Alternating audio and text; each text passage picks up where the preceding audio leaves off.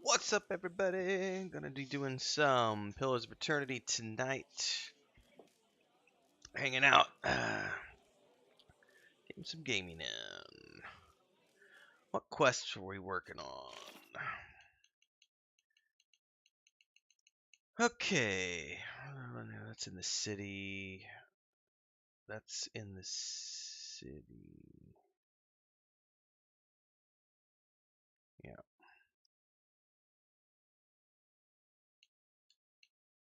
In the past. We could go do that for Pelagina. There's also the Master below, Durance.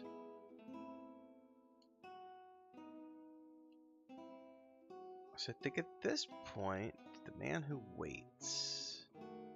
I need to do this one, but I should probably do the side quest first because I don't know if that becomes unavailable. So we need to go to Twin Elms to help Pelagina.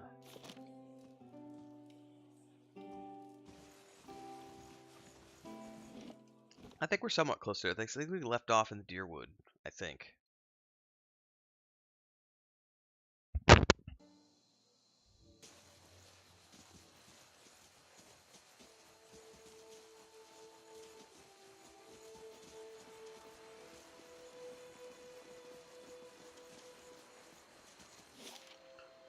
Yeah, I don't think we've been there yet. How do we get there?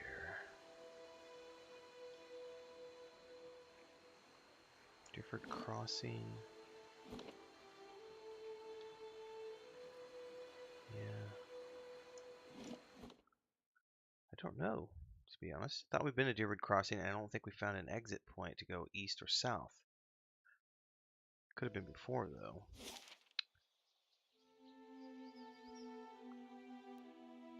Yeah, let's try south and see what happens here.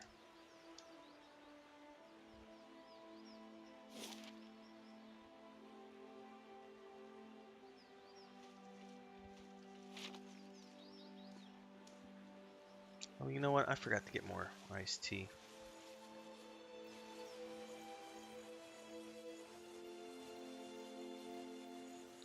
That just leads to the cave. I haven't seen before. Ooh, corpse. Reflection +9.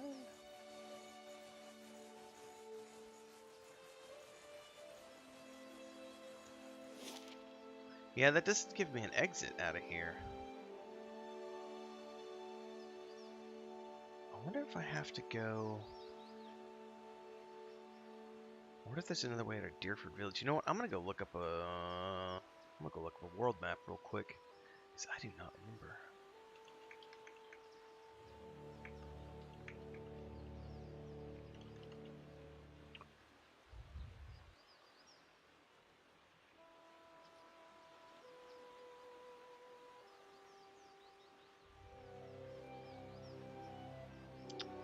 Oh, I must need to go south.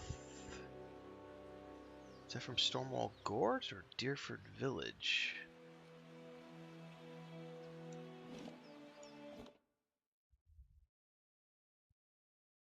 Because there's like a mountain range in the way, so I can't get past the mountain range. Yeah, we haven't been south out of here because I got stuck on the landing. Now let's see if I can do that now. I remember because I tried to come down this ramp and my characters got stuck on the...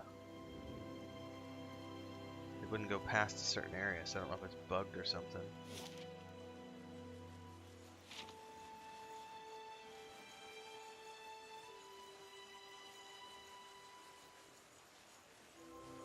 Yep, right there. I get stuck.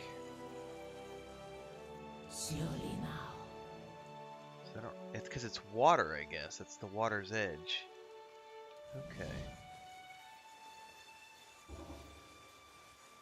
Oh, cool. Nary the Deft Hand finally left my stronghold.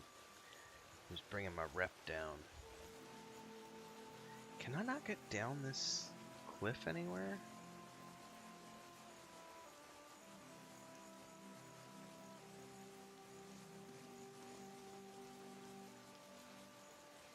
I'll be damned.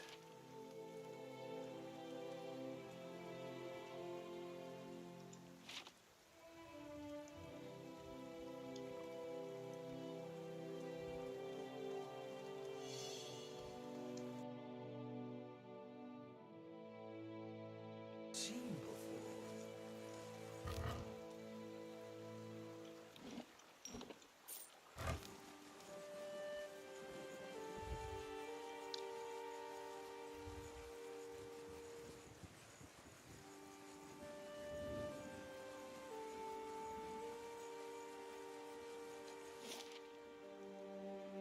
I guess let's try Deerford Village and going south at Deerford Village.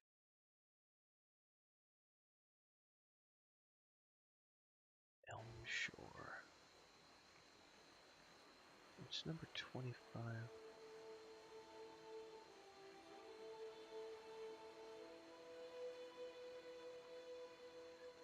Oh.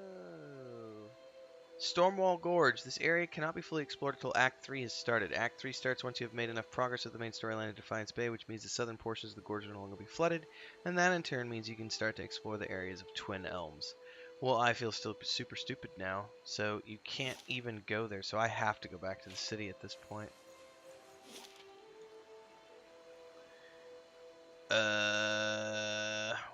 Where is the...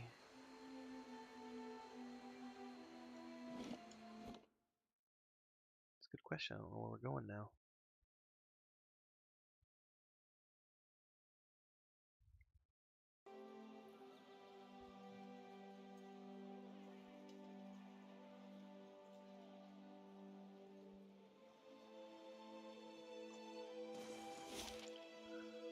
We're gonna take a nap really quick at the nowhere, because this is not the zone I was wanting to go to.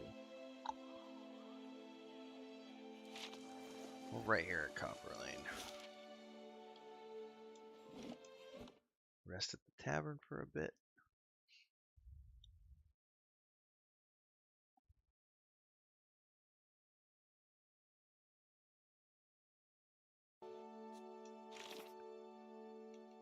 Main quest here. The man who waits.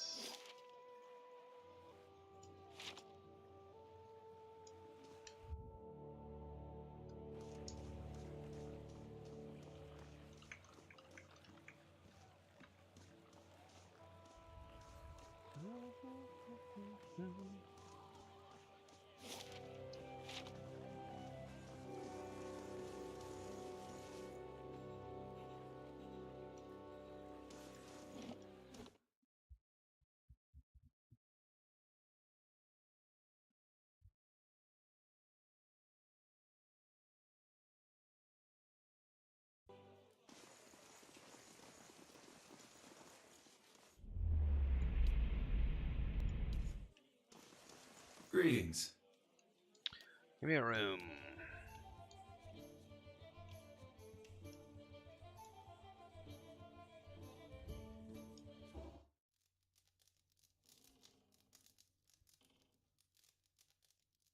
Alright, heading to Brackenbury. What's up, Graham? It is a great name for a pub.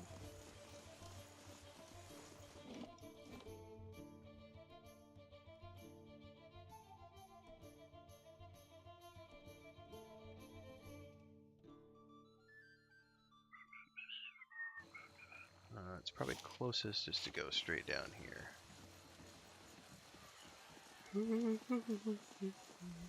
Get a cat!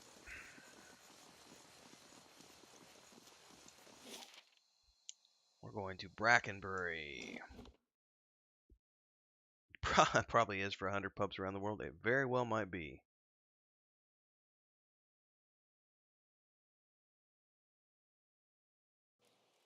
Alright, sanitarium.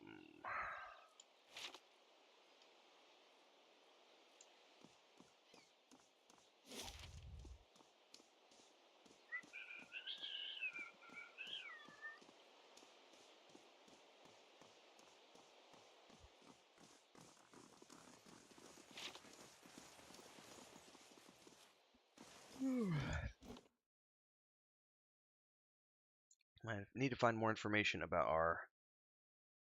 the man from the mystery dream. Guard. What is this? What was that? I could talk to the statue? Head Warden Ethelmore. A well-maintained statue of a middle-aged man presides over the room, looking down unblinking over the bustle of harried academics pestered by their hopeful desperates. A strong warmth emanates from it that you could sense from across the room. There is a human soul stored beneath this stonework. You feel its attention turn towards you. Alright, so there's no voiceover for this character. It has been some time since a watcher graced these halls. His voice echoes deeply, rumbling the floor beneath you. I am envious of your natural insight, traveler. I can only imagine how it might have helped my work and life. Now, what has brought you to my sanitarium? Does anyone here know anything about awakenings? There is an animancer on the lower floor who came all the way from Revor to study them. Take the stairs down and look for Belisage. Alright, you may have a member of the Leaden Key in your midst. Ethelmore groans and the stone around him shudders. I could have done without hearing that today. Many have their intrusions been into our affairs. Of course, one can seldom be certain whether they've meddled or whether calamity has struck in its own, but a few of their less skilled infiltrators have been exposed from time to time. They are a perpetual nuisance. Once again, I am reminded of how envious I am of your gifts. I suspect they would be of some use in verifying one's identity. You are at odds with the Leaden Key as well, I take it? Yep, they're up to something, and I'm trying to determine what. They are always up to something. Of that you may rest assured. If their plots have come to involve you, you have my sympathies. Do you have some idea of who this person might be? I suspect it's a patient. Very well. In that case, I would recommend you speak first with our resident animancers. They have frequent interactions with both patients and colleagues. You'll find them up here or in their offices downstairs. And you will report anything suspicious to me immediately. This is my only request. I can do that.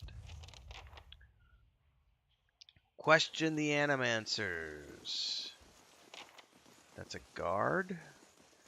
These are people with souls, so I don't need to drag those. Oop, there's an animancer. Nope. Okay, he said downstairs. Woo! I may need to get a coffee.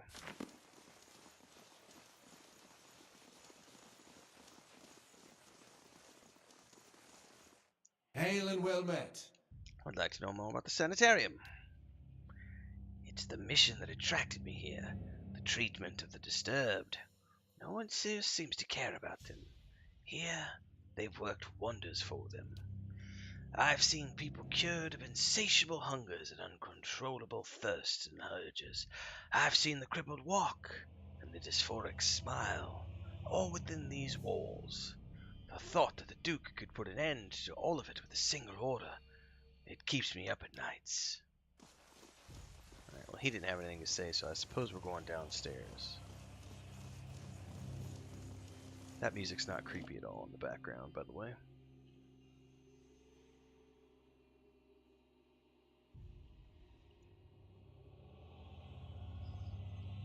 Oh yeah, I'm sure I want to proceed. Wasn't paying attention.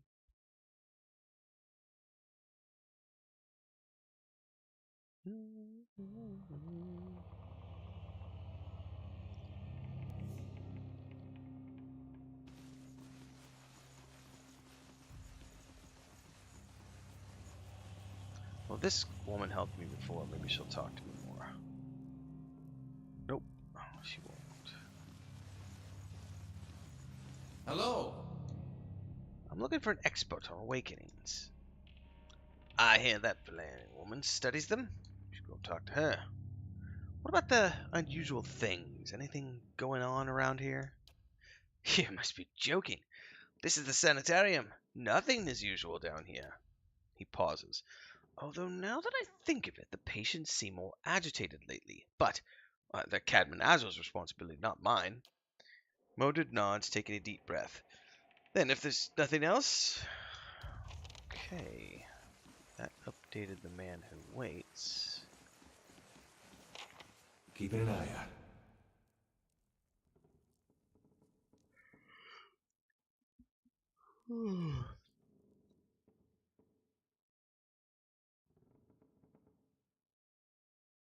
Ooh, can I rob that? No A repercussions? simple test. That's settled. Hmm.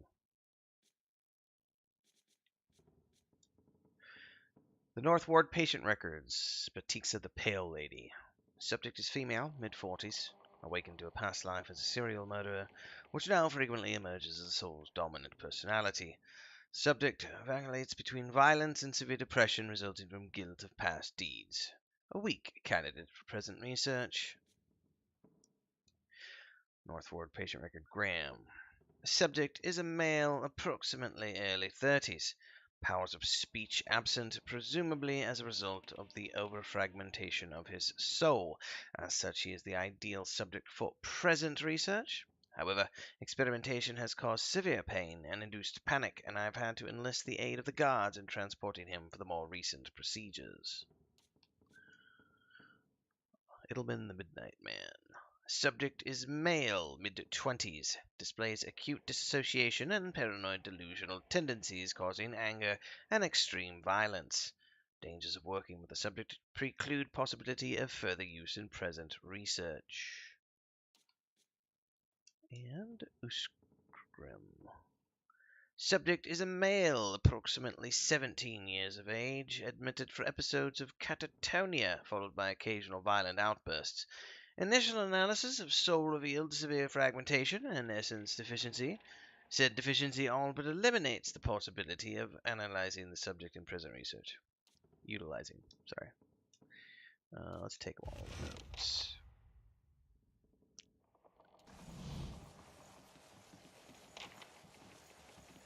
Suspicious activities to report. Report these. Through the statue. Good day, stranger. I found records that Azo may be running some questionable experiments. Experiments? Caedmon Azo is in charge of patient welfare now? He's not authorized to run any more experiments. I'm disappointed in Cadman. I'd hoped he would be the one to guide your inquiry.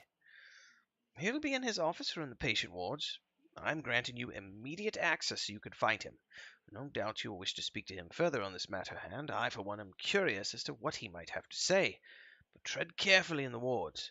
There are a few dangerous cases. I would ask also that you do your best not to agitate them. They have enough troubles as it is. Alright, interview the patient ward. Investigate, not interview. Jesus. Need my coffee.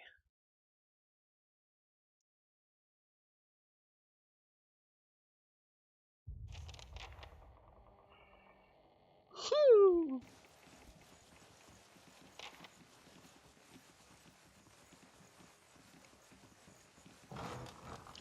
Head warden says you can go in, but be careful in there. Must have spent all their copper in the upstairs. Alright, let's save, because we're getting into some interesting new territory, it looks like. Let's go ahead and take it off fast mode for the moment.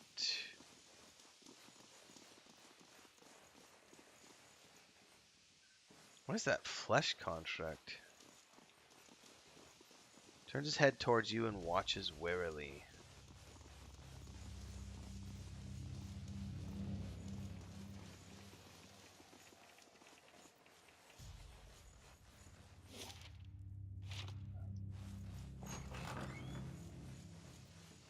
They'll never know I'm here.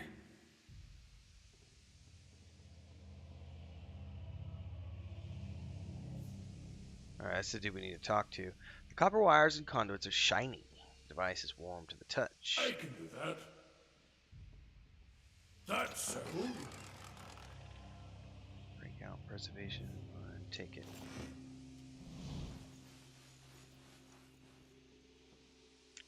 A round-faced, balding man turns to face you. His upper lip is pulled upwards slightly by his pointed nose, exposing his upper teeth when he scowls. What is the meaning of this? Ethelmo told me you're not supposed to be doing any more experiments. Yes, well, Ethelmo hasn't done much good for anybody since he had his soul moved to an inanimate object, so I fail to see why I should let that sway me.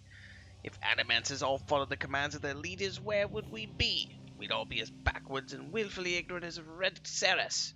We would know nothing about life or death, or even ourselves. We would be lost in the dark with no clue as to why. I never thought I'd find myself in agreement with the statue, but Ethelmore is right about this fellow at least. He sneers at Azo. How easily ambition masquerades as prudence. I'll bet he's fooled even himself. Yeah. You toy with things beyond our comprehension, it is dangerous and foolish. Are you from Red Ceres? Are you Widewen himself, risen to smite me for my heretical belief in learning who I am and why I exist? Please. You are afraid because men have taught you to be afraid. Because they were taught to be afraid. These things are only beyond our comprehension because of the fears of people like you.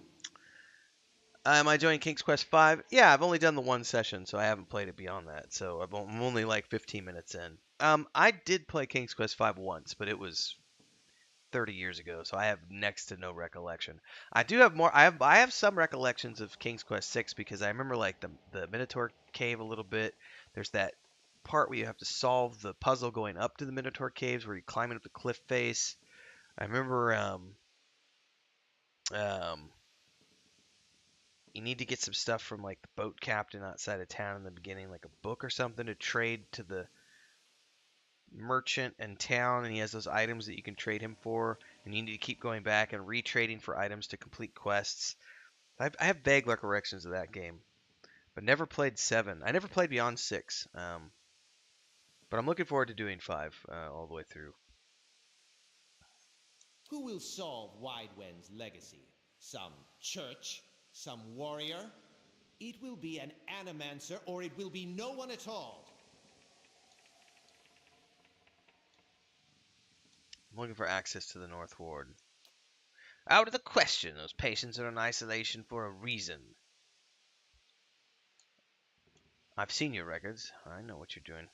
Alright, I've been given permission. You better cooperate. My answer is no. Whatever you're looking for, those patients will not be able to help you. The head warden will stand by me on this.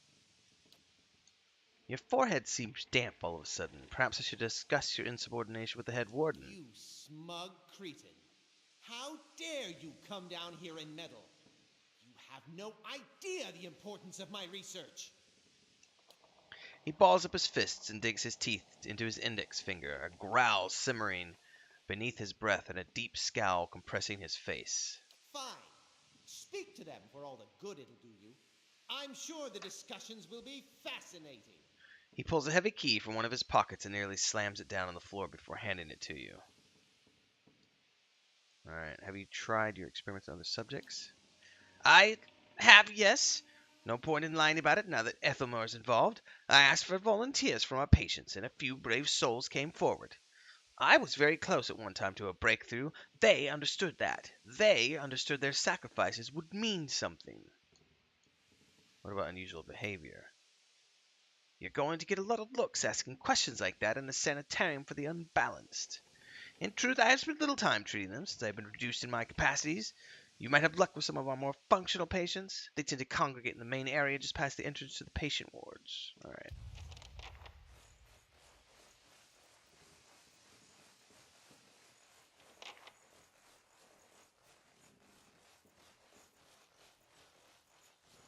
Keeping an eye out. Alright, I think we can go back to fast mode because I don't And think... what does the flame reveal? They'll never know I'm here. Keeping an eye out. Something over there. Gold Rot Chew.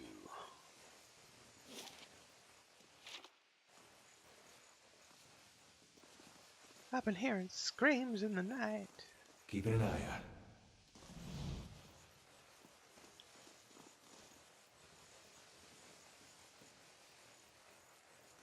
On the hunt.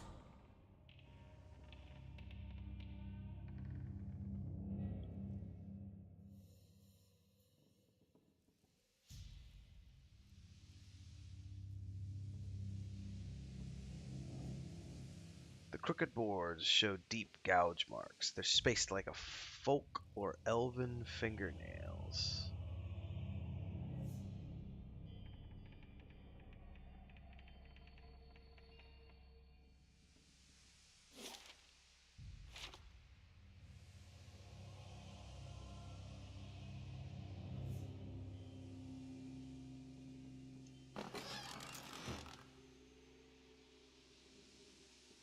I should probably save again. Yeah, my that's Adair. He got the these it's like the best helmet I've found for him. Where's his character at? What's it? It's like a stag helm. +2 athletics, +1 dexterity, immunity to stuck. Those who wear the helm gain some aspect of the creature whose visage they wear, for they find themselves more sure-footed and swift, and their endurance improved. Which is really cool. Speaking of which, I got a new ring I need to give to somebody. Let's give it to...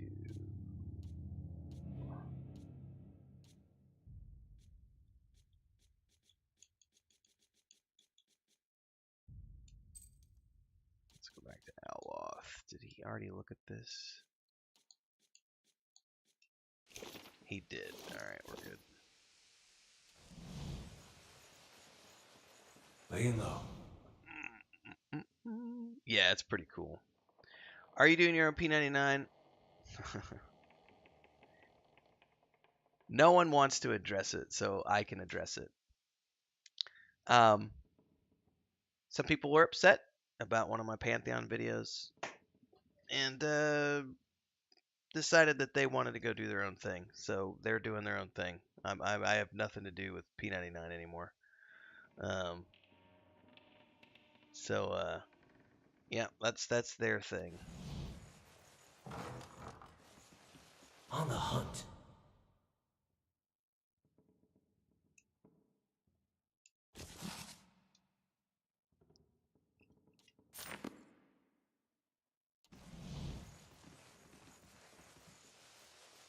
But it's really only 3 people that are doing P99 now. The rest of us, the other half of the group, are off to other things. So we'll be streaming some new stuff on. Yeah, I mean, I don't want to go into details too much. It's an unfortunate misunderstanding that got blown way out of proportion, but I'm not on the flip side, I've done so much EverQuest. I'm EverQuest out. My brother and I had a really good chat about things in terms of MMORPGs, and I honestly am getting to the point where I've been playing MMOs since 1999, and I'm kind of to the point where I just don't care anymore. And I'm having much more fun with CRPGs and doing the occasional co-op with like Kel or my brother or people. Like doing Warcraft with Chris on Sunday mornings is about as deep as I care to get into a MMORPG right now. There's also always issues with people's schedules, and it's really hard when. So this is my job, and so I do full-time YouTube. I do full-time content creation here. I don't do full-time streaming because I am not a full-time streamer, but I do try to stream 5-6 days a week, at least for an hour or two every day if I can. But I do full-time content creation between here and the homesteading channel. Plus, Chris and I are, that requires a lot of outdoor work and everything else. And it's also very difficult when you're doing something as a job and all of the other people, or most of the other people that you play with in all of these MMORPGs are doing it as a hobby. There's not the same level of, commitment to dates and deadlines and things of that nature.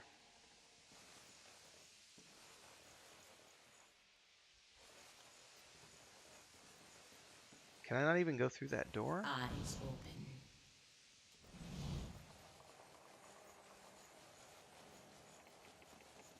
Can I go through this door? Better save again.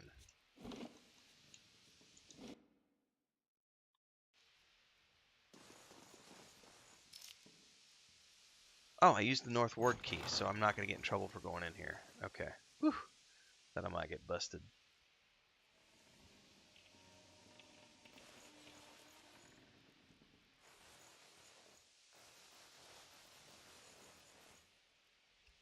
Oh, yeah, like I think on Wednesdays, for example, I'm playing Star Wars: Old Republic with Mujin. Um, and we usually just get together and do a flashpoint. You know, it's 45 minutes to an hour of our time. Last time we did 2 flashpoints, I think, like an hour and a half. So you know, I'll play Wednesdays with Mujin. This week we didn't because he had something going on. Tuesdays I try to play Halo Infinite with Kel. You know, we do one-on-one doing the co-op campaign. I was playing Fallout 76 with Maduros for like 3 months, but his schedule just changed. So he and I are trying to coordinate a new schedule during like the daytime or something where we can meet up and stream something together. So I mean, I'm still playing games with other people, but it's like one-on-one with, you know, people. But even then, it's like, you know, not like folks can't always make the sessions every single week. So that's why Chris and I are doing tons of content creation and more CRPGs and console stuff because I can hop on the Xbox anytime I want and play. I'll show you. I've got right now. I've got Assassin's Creed Odyssey installed, but I haven't. I played it through twice. I literally have it installed just so that if I want to, I can go in and record like 30-minute clips to put out as YouTube shorts. I've got Call of Duty. I've been playing a lot of DMZ. I'm up to like level 50 or something. Skyrim, which I hardly ever play. Halo Infinite, I play with Kel. Star Wars Lego Skywalker Saga, which is my personal game. I just play that for me. I'm playing Pillars of Eternity 1 right now. I got Pillars of Eternity 2 installed and ready to go. Plague Tale Requiem, haven't even touched it yet. Quantum Break, haven't touched it yet. Return to Monkey Island, haven't touched it yet. Star Wars Squadrons, I did a replay just for some fun a couple months back. Jedi Fallen Order, I'm recording clips of that. Witcher 3, I'm doing a complete playthrough right now. Usually playing that once or twice a week in between Pillars of Eternity sessions. Then on the PS4, my old PS4 Slim, I've got Assassin's Creed Valhalla installed because I only ever did that one playthrough, so I might go back and do another playthrough. I just played God of War Ragnarok, and I've got Red Dead Redemption 2 installed, so I just go through and I record sessions and stuff to make clips. And then on top of that, I'm doing the Point and Click Classics series. So in between all of that, and now now that we're getting heavier and heavier into tabletop, my brother and I are going to be recording. I don't know when we're starting, sometime in the next few weeks, but we're going to be starting the Star Wars role playing game from West End Games from like the 80s and 90s.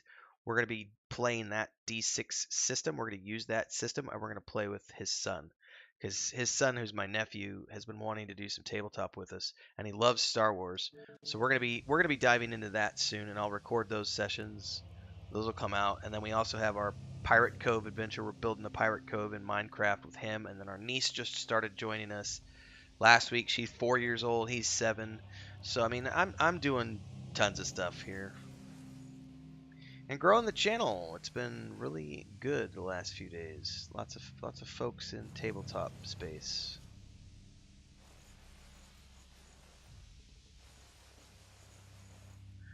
Graham. This man has the look in his eyes of a hunted animal, and at your approach he staggers backwards to the far corner of his cell, halfway appearing as though he would climb the walls if you could get him further away from you. If it would get him further with you. He cries out, a bizarre, primal utterance like nothing you've ever heard. I need to ask you some questions. Graham looks at you blankly. It is unclear whether he understands you or not, but his panic has momentarily subsided. He opens his mouth to speak, but the words that come out are half-formed as though his tongue were cut out. They are all but impossible for you to discern, if indeed they are words at all. The mutilations of animancy, crueler than any torture to disfigure the soul, Let us return the favor to the animators of this shit heap. Ooh, I have a perception choice here. You're afraid. Do certain visitors make you afraid? He looks at you with uncertainty. Graham coming in with a $2 super chat saying, thanks for keeping me sane during work, man. No, you are welcome. Thank you for the support. I appreciate it. It's been really cool to see the channel grow and to find all these good, amazing people to play games with. That's the most important thing.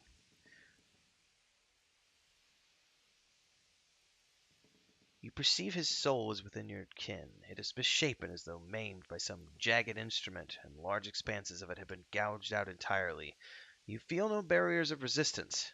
If you wanted to, you could look further into Graham's soul. Let's do it. You project out towards the maimed man in front of you, merging with it, its confusion and fear becoming yours as it whisks you into its depths. You're in your cell. A key turns. The door creeps open on neglected hinges. Thoughts come to you in waves, incomplete, broken, fearful. Standing at the door is a rotund, balding man. His upper teeth and pointy nose remind you of a rat. He beckons, apologetic. You don't want to go. Anything else in your mind is a single word, and the word is no, but it dissolves before it reaches your lips. You press against the black wall, cornered. You cry out. In the darkness, you fight against unseen restraints. You cannot move your arms or legs. The man walks into the room carrying a lit candle, its meager flame casting long shadows across books and machinery. Straps bind your arms and legs. Cold metal circumscribes the crown of your head and the breadth of your chest. The man is sorry. He is in need of raw materials. They dismantled his work, and he needs another source. He needs to show them he was right. He thanks you. Then he turns a knob, and you feel yourself begin to crack from within, and you can feel pieces of you torn away, like having your insides chewed by a horde of rats, and you are screaming a scream you could barely hear. Continue searching. Another night. Heavy footsteps outside your door, coming for you. You look through a slit in your door. The flesh giant, the artificial being, just outside, but facing left. The end of the hall. The boy there. The boy looks with interest at the giant, then collapses to the floor like a shed snake skin. The giant convulses for a moment and rights itself, turns away, and leaves. Graham looks at you, still wild-eyed, but somehow more present. He nods at you, then walks back to the end of his cell. Oh, that's a save point if I ever saw one. I wonder if we could go, like, confront the jailer dude now. Graham, I just missed the comment too. It says this is on the docket, though. You're taking Pillars of Eternity. Yeah, he says, I never beat this game, got midway through both times, so got distracted by life. It's on the docket, though. Yeah, and the thing with this game is it has so many quests and stuff that it can get a little it could get a little chaotic, because if you step away from it for any prolonged period of time, it's like, where was I when you try to get back to it? Ooh. Well, that's a big door with a lock. Let's go down here and see if we can confront this guy before we go any further.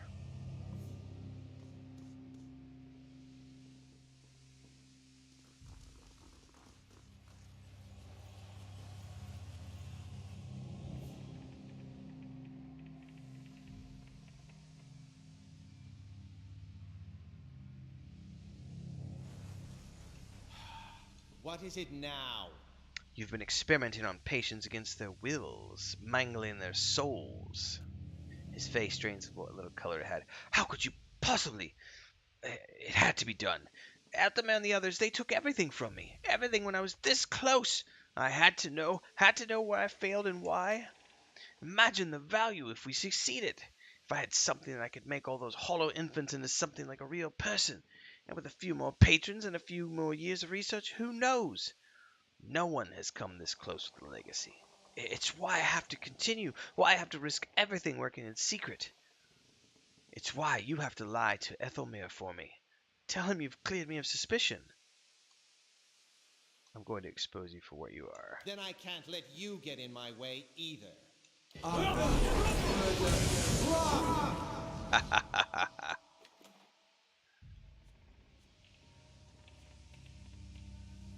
His journal says, I'm close to a breakthrough. I've found an ample source of essence now, and the vessels have responded positively to infusion with the proxy. Human trials are the next logical course. Graham. Alright,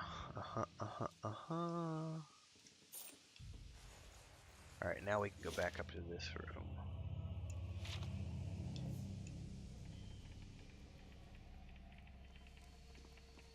I gotta answer a couple of comments here before we get any deeper.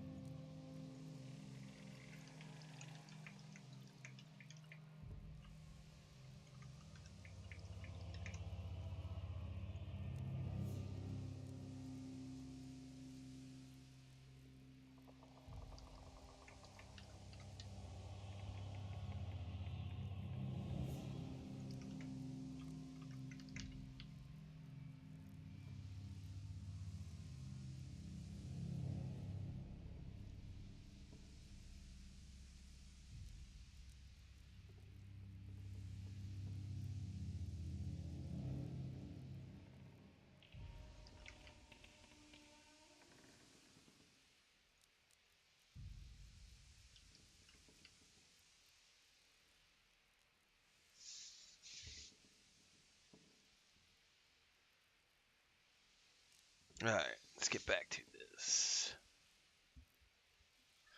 Let's open this door. I better go into slow mode. I don't know what's coming next.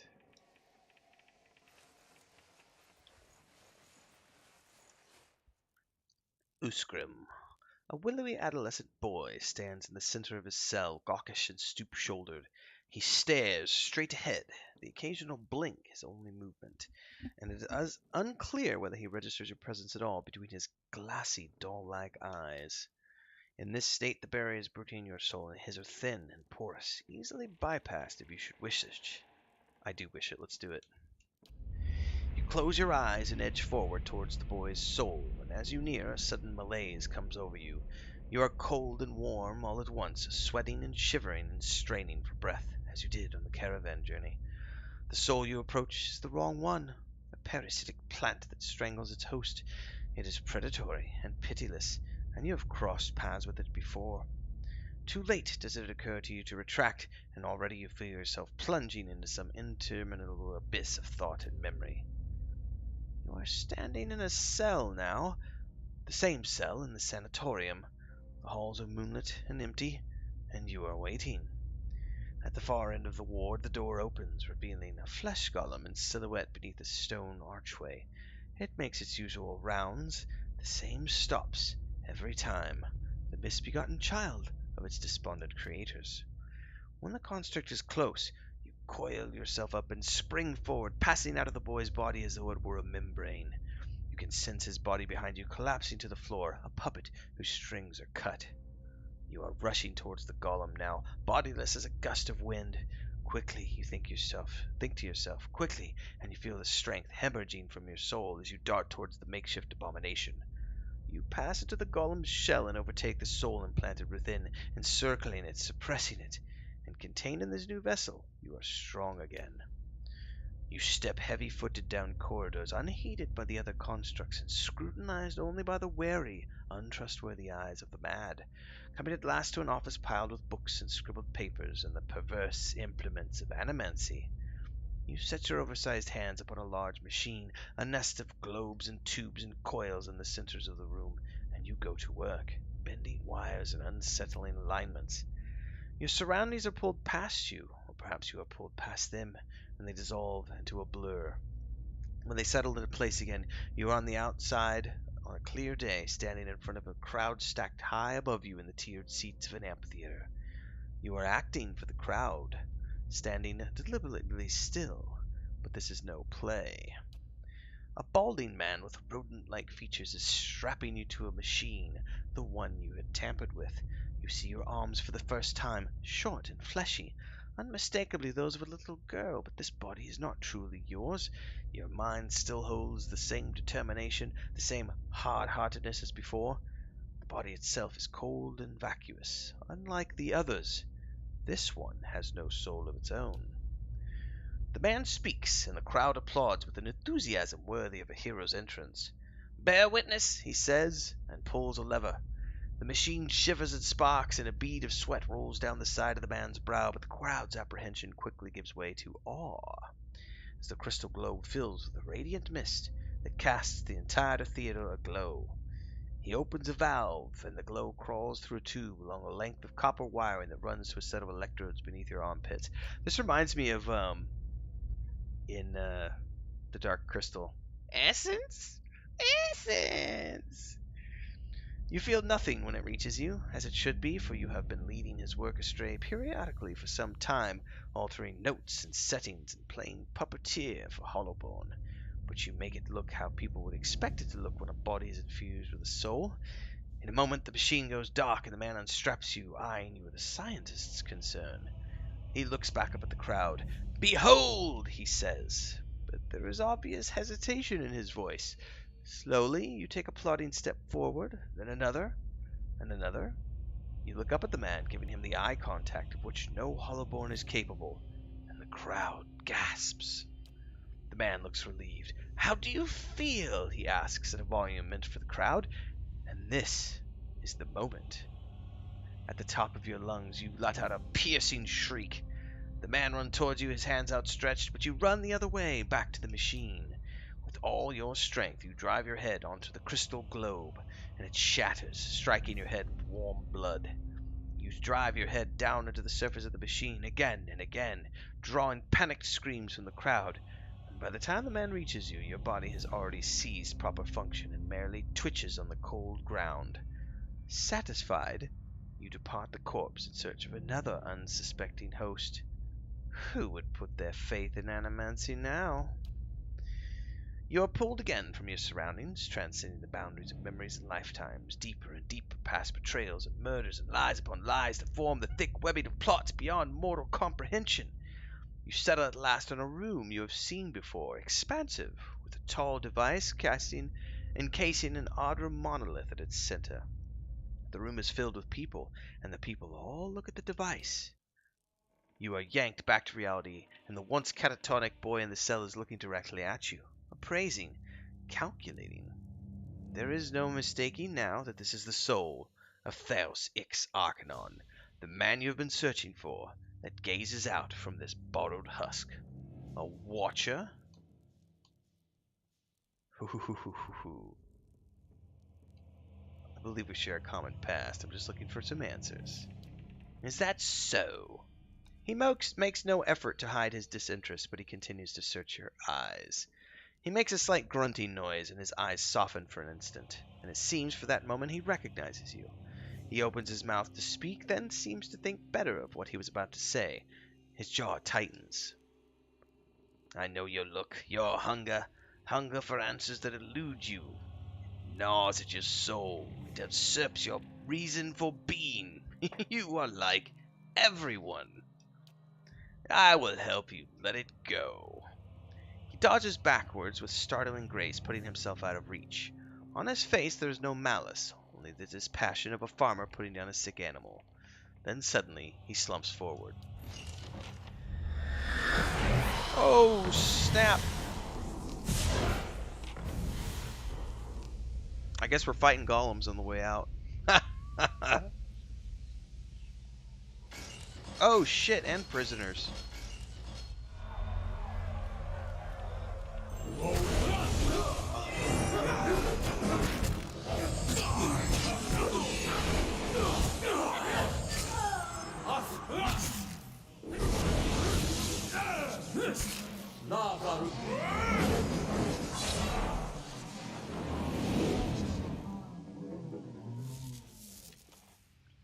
Alright. Vessel flesh is the only thing I got out of that. Let's go search the cell more.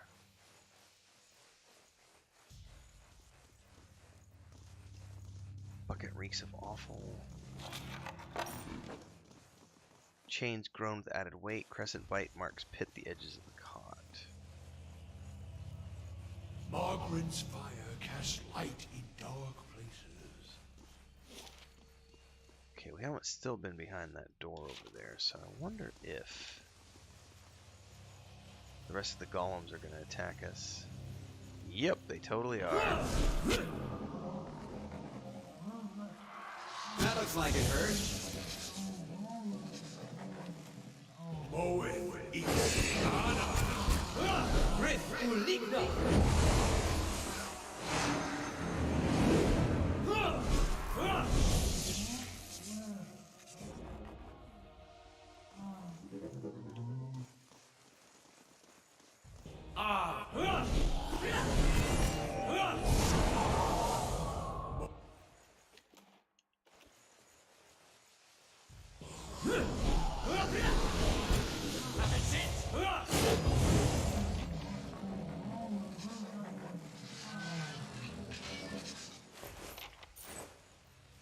Back beyond the Keep secret an eye door out. we go.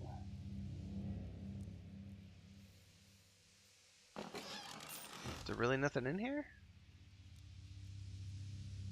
That was all they were guarding? Lame.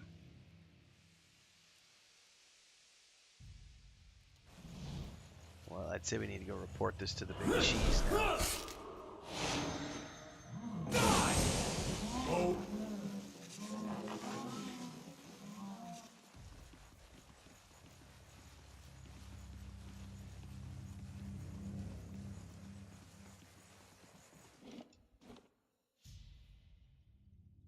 And now we can go report back to Lady Webb. I wonder if these guys are all going to attack me now. No, we're good. What the blazes happened down there? You were given permission to ask questions.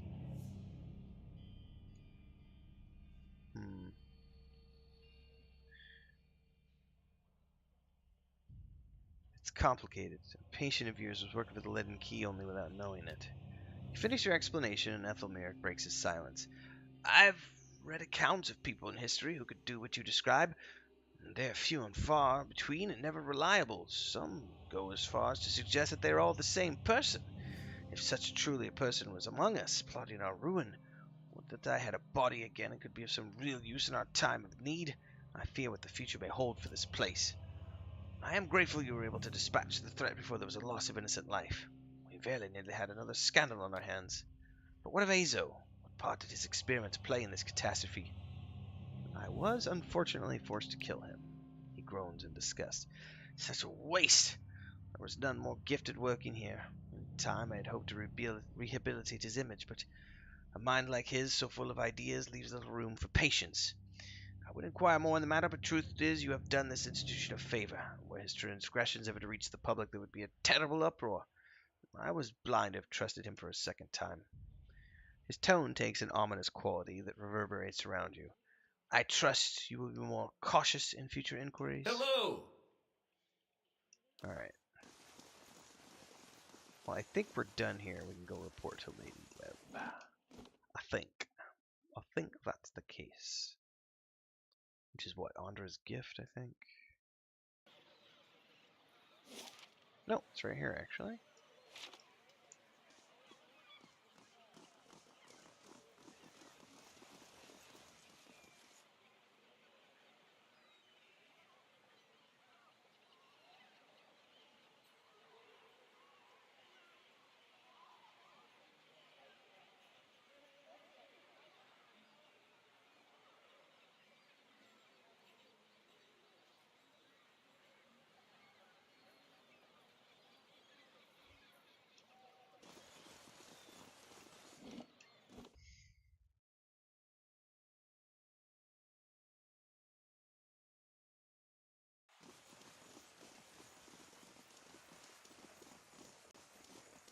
Oh, she's upstairs. I forgot. There is a mosquito in here I'm going to have to go kill.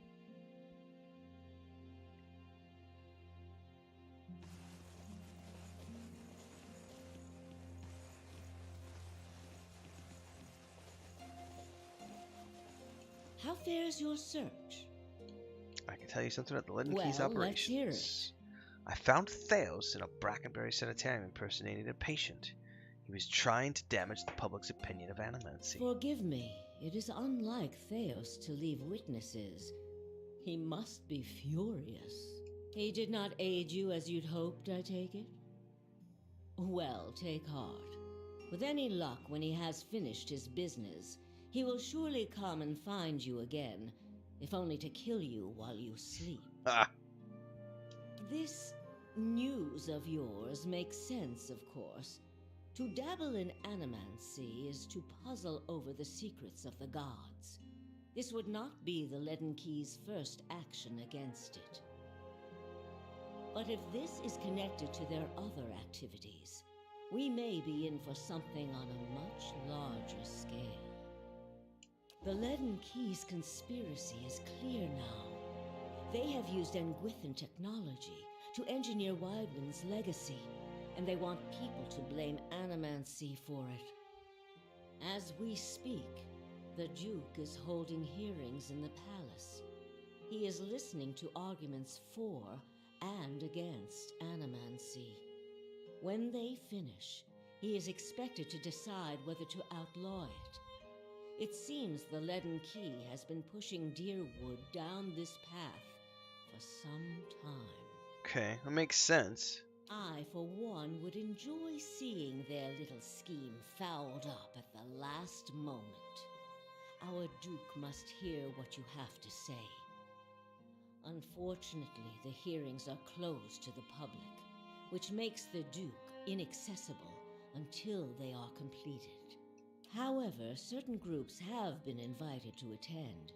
You might get in with one of them if you aren't above a little pandering. There are delegations from the Knights of the Crucible, the Dozens, and from House Dominel. If you can gain the support of one of those groups, that may be your best way in. See what you can arrange. Okay. What about the Animancy hearings? What of them? Wouldn't they allow a guest of Dunwood Row into the hearings? We would only do that as a last resort. Walking in with one of the 3 invited groups puts you in a position of influence. Walking in alone as a representative of Dunreed Row would earn you distrust among all the rest. It seems our organization has a reputation for nosiness and manipulation, for whatever reason. It would be best if people did not see Dunreed Row's hand in this. Easier for them to embrace the truth. Alright, well, let's go talk to the Dozens. I kind of like them the most.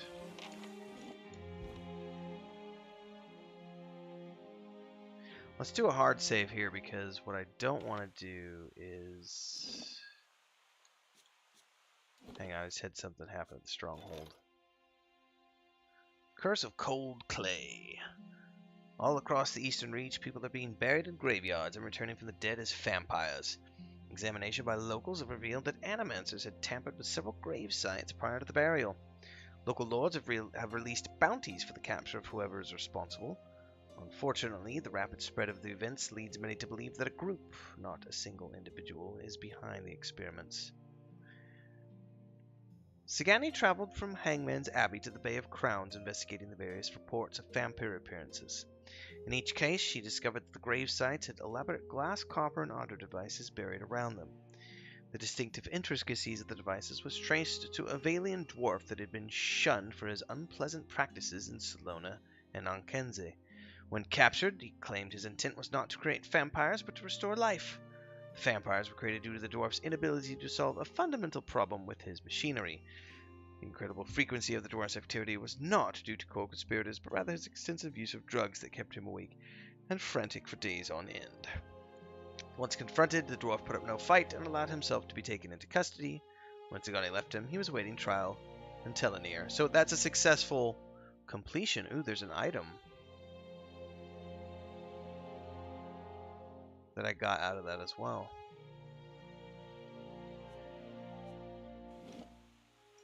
Very cool. Oh yeah, six person party. The only way to roll. Alright, I'll be right back, because I need a glass of iced tea or something.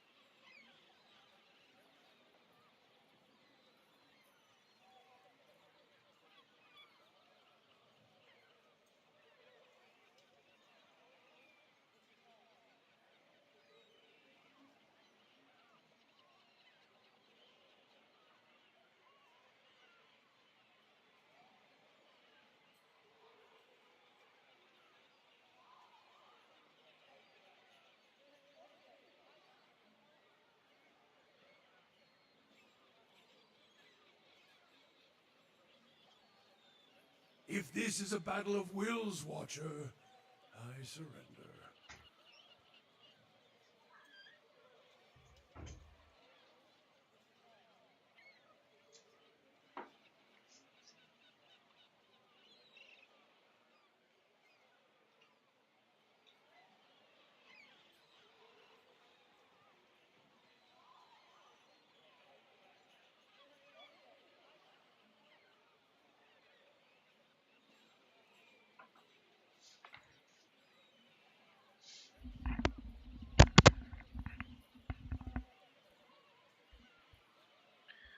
Alright, another cup of coffee ready.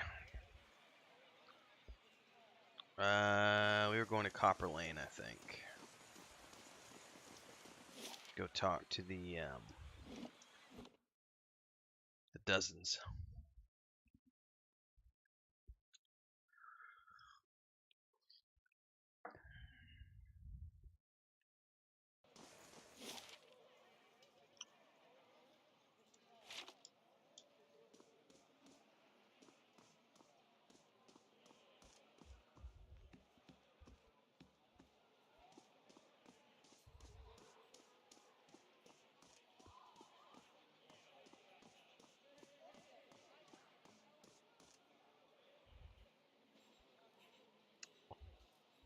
Did they get stopped somewhere? No, no, they're almost here. It's like, why did they take it so long? Alright, let's see if we can get their help. I also need to figure out when I can do that war back at the castle. Which means we should probably do a hard save here, and just in case.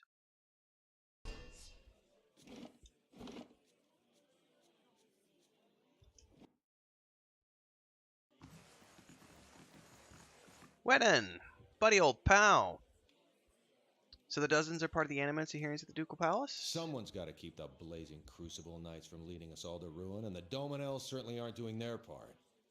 But Wolfgren's still a man of the people. He's always been sensible in other matters. He'll hear us out eventually. What are your thoughts on animancy? It'll be our downfall if we let it. Kith weren't meant to meddle in the matters of the soul, and it's only fools that can't see it. Or troublemakers that won't. How are the hearings going?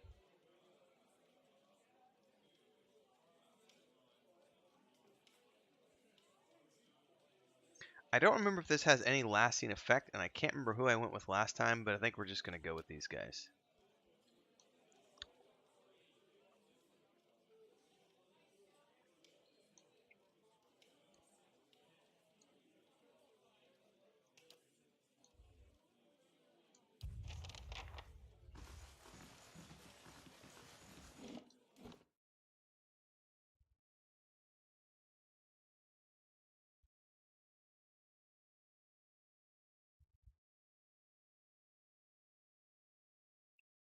We're gonna reload because I actually don't want to.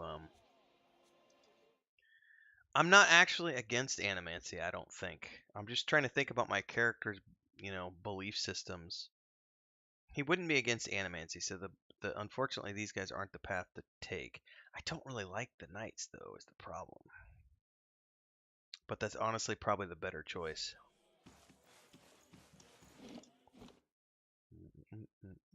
I can't remember where they're at. Is that? I'll find out in a minute.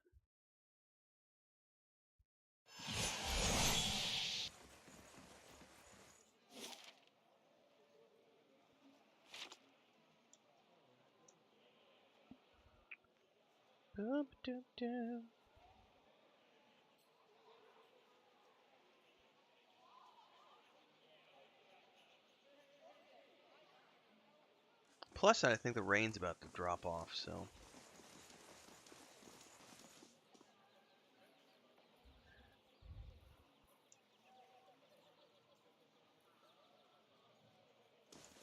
Alright, I think we're going to Andra's Gift. I can't remember.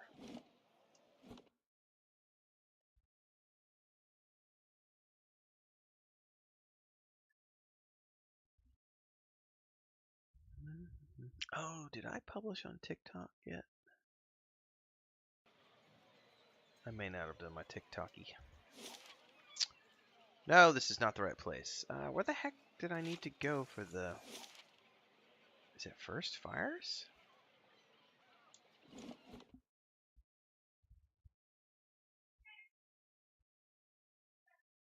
Chris is yelling at somebody.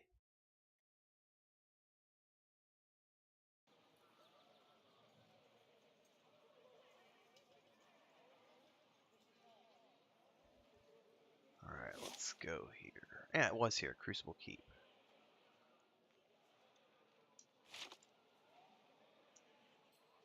Which one are you referring to, Graham? Oh, Durant's. Yeah, he's kind of a nut job.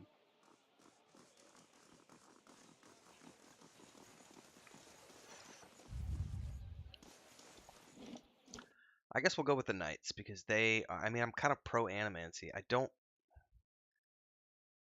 really agree with them sticking souls in the...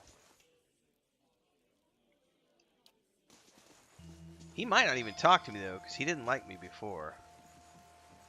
Because he was upset about my connection. I wonder if I have to go with the dozens.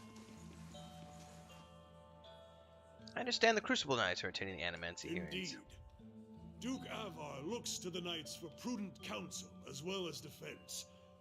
I suspect our future as a city and a nation will depend in no small part on how we handle this matter. How do you feel about animancy?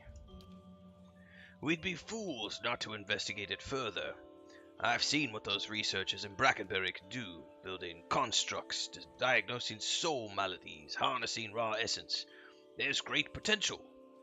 Detractors say that it's too dangerous, that it angers the gods. Superstition and nonsense. There are risks to delving into souls, of course, but the greater risk lies with doing nothing at all while the legacy eats away at us. I would like to attend its hearings. And the guest of the night? Given your ties to those troublemakers at the Expedition Hall, I'm afraid that's out of the question.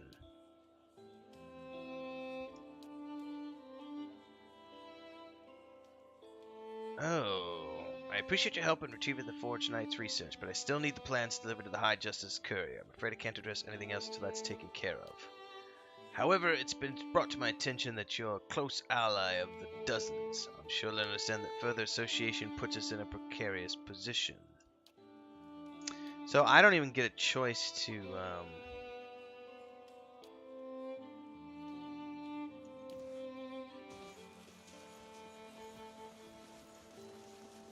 Well, I guess I might as well go with the Dozens then.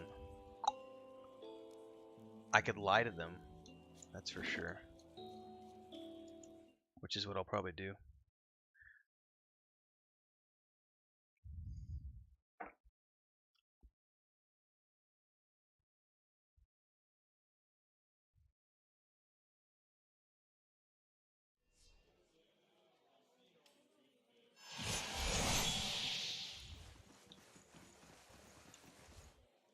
Someone's got to keep the blazing Crucible Knights from leading us all to ruin, and the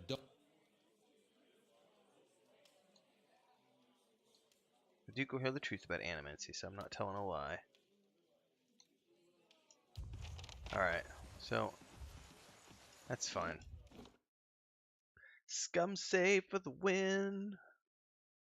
I'm not afraid to use it to my advantage.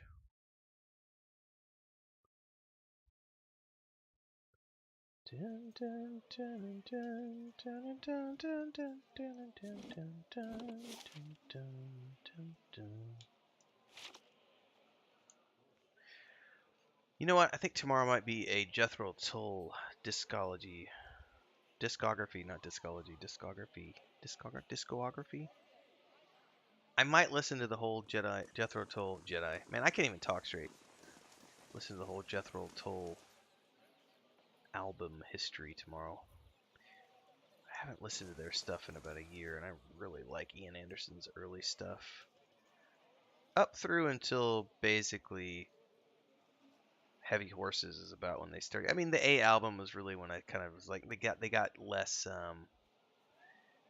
wasn't,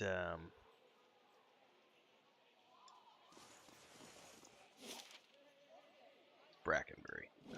They weren't folky anymore. Got into like weird synthesizer stuff.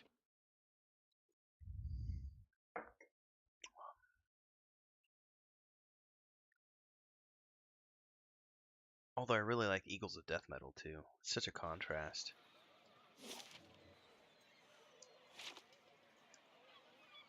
Nothing wrong with a little bit of Nine Inch Nails, some Ministry. Oh, I need to check this because I can't remember what I published on TikTok, but I've got updates going out.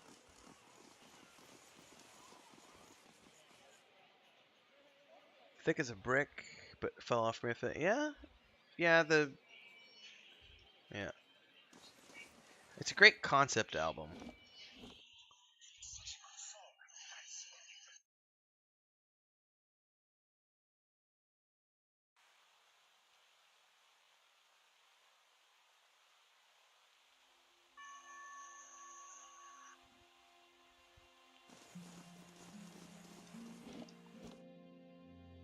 Songs for the Wood is probably one of their better albums because it is heavily folk. I think it's one of my favorite albums. Heavy Horses is pretty good too, but it has a couple of weirder tracks on it. The what's the one before the A album? I'm gonna go look it up now because there's a song in there, the North Sea Oil, I think.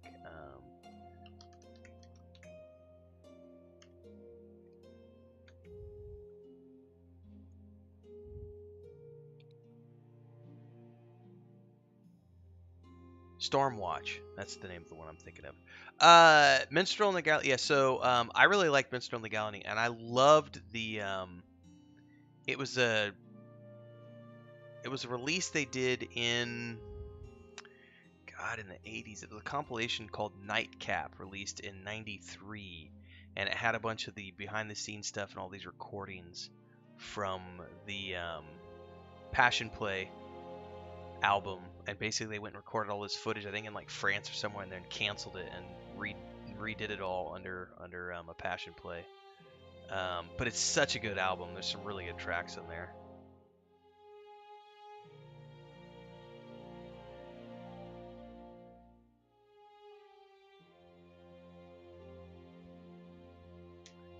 They have some, I mean, such good music. It's unfortunate that he lost his voice because, you know, so many other performers have been able to, you know, maintain it over the years, but not everyone can. But I look at Mark Knopfler as an example. Like, his voice is obviously a lot more raspier than it was when he was younger, but, and he hasn't done it. I mean, he's old. I mean, they're both older guys now in their late 70s, I think maybe Ian Anderson's only in early 70s. But Knopfler, I think, is 80 years old, 79 or 80, something like that. He hasn't done anything for a few years, but I think Mark Knopfler has always had that sort of very relaxed, casual style, so it never really affected his voice, whereas Ian Anderson did some crazy stuff when he was younger. Plus, they used to tour like 350 days out of the year, every year for like 30 years before I think it was in the early 90s when he literally blew his throat out on tour and had to have surgery, and the result of that was he never had the range he had anymore, and then his voice just deteriorated over the years. Flute playing is still top notch though. And I used to love his social media. Like, he used to write some really cool stuff, and I remember being fascinated with him growing up, just because I felt like he was a modern bard. And he, rescues cats and everything else, and I love cats, and so I always felt like there was a weird, there's that thing when you have like idols that you don't really know, like that kind of thing. Dire Straits had some good stuff, but Knopfler's solo shit is amazeballs. Like, the Privateering album in particular is probably one of my favorite solo albums of like any artist ever. Oh yeah, Privateering is such a good album.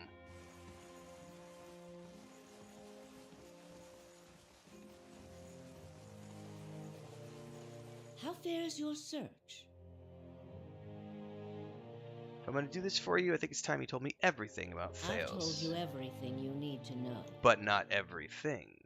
It's only right that you know everything. When I was younger, before Dunreed Row, I had many suitors.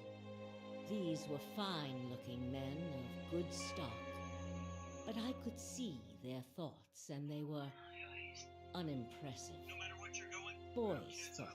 no matter what you're going through. I toyed with their affections. I resented all of them. And then I met a man whose mind was a mystery to me. But he understood me. He knew me at a glance, told me things I didn't know about myself. He was neither handsome nor charming, but he was all I ever wanted. We made a game of my gift. He would ask me about people, and I would tell him what they were thinking. Sometimes the information was very sensitive. And then one day he asked me if I trusted him. I said I did. Next I knew I was donning a silver mask and swearing oaths to Woodica.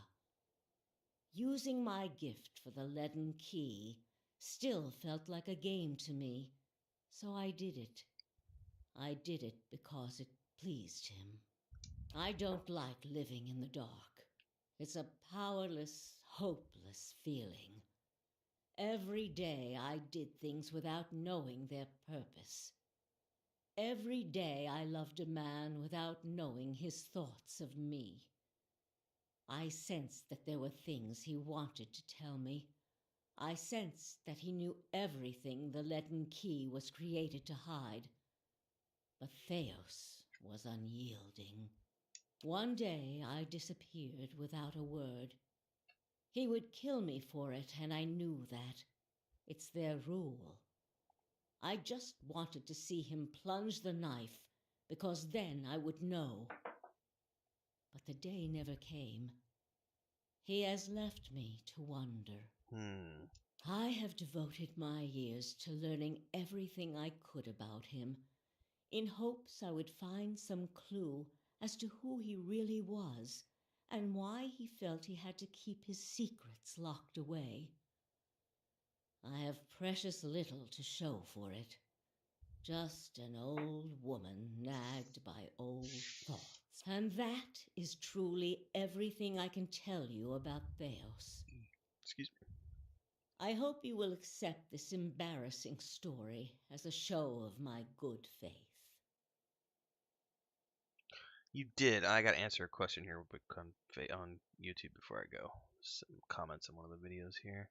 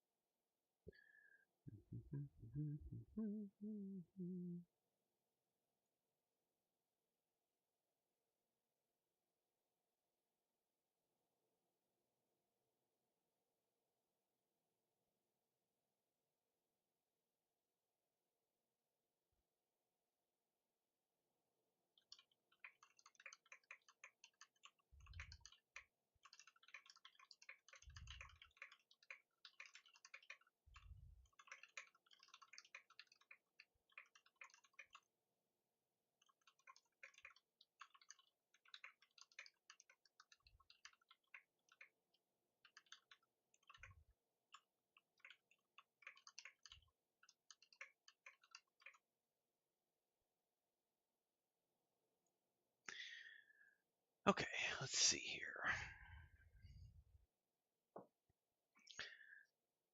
Alright, let's discuss animancy hearings. What of them?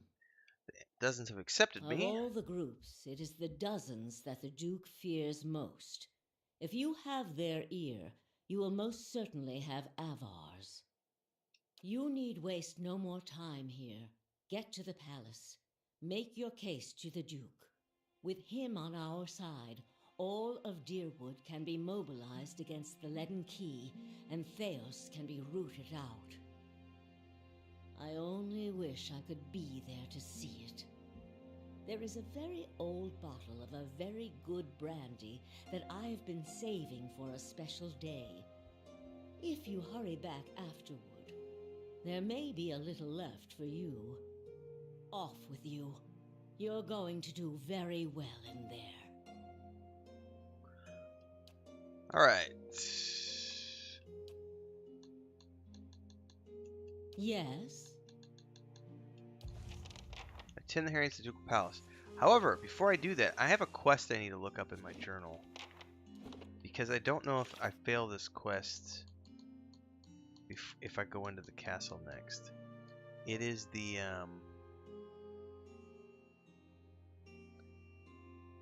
is it a task? No, it's definitely not a task.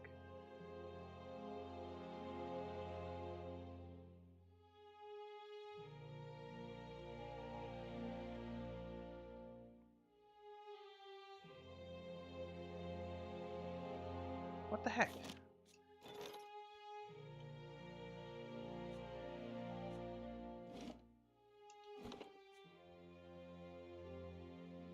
I want to know, it's the war quest. I don't remember when you have to do this.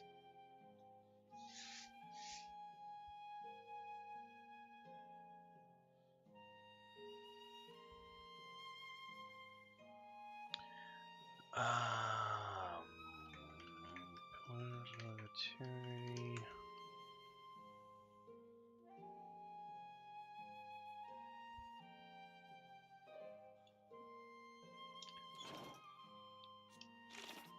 It's It's right here, actually. I didn't realize the name of it. Help monster form and raise an army. Does this have to be done before Act 3?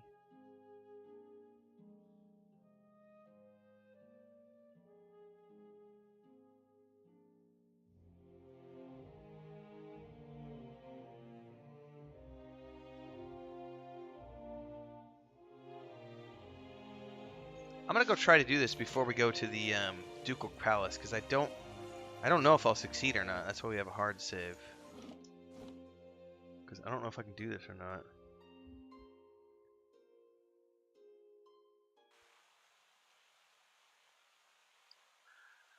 not. So you have the same problem.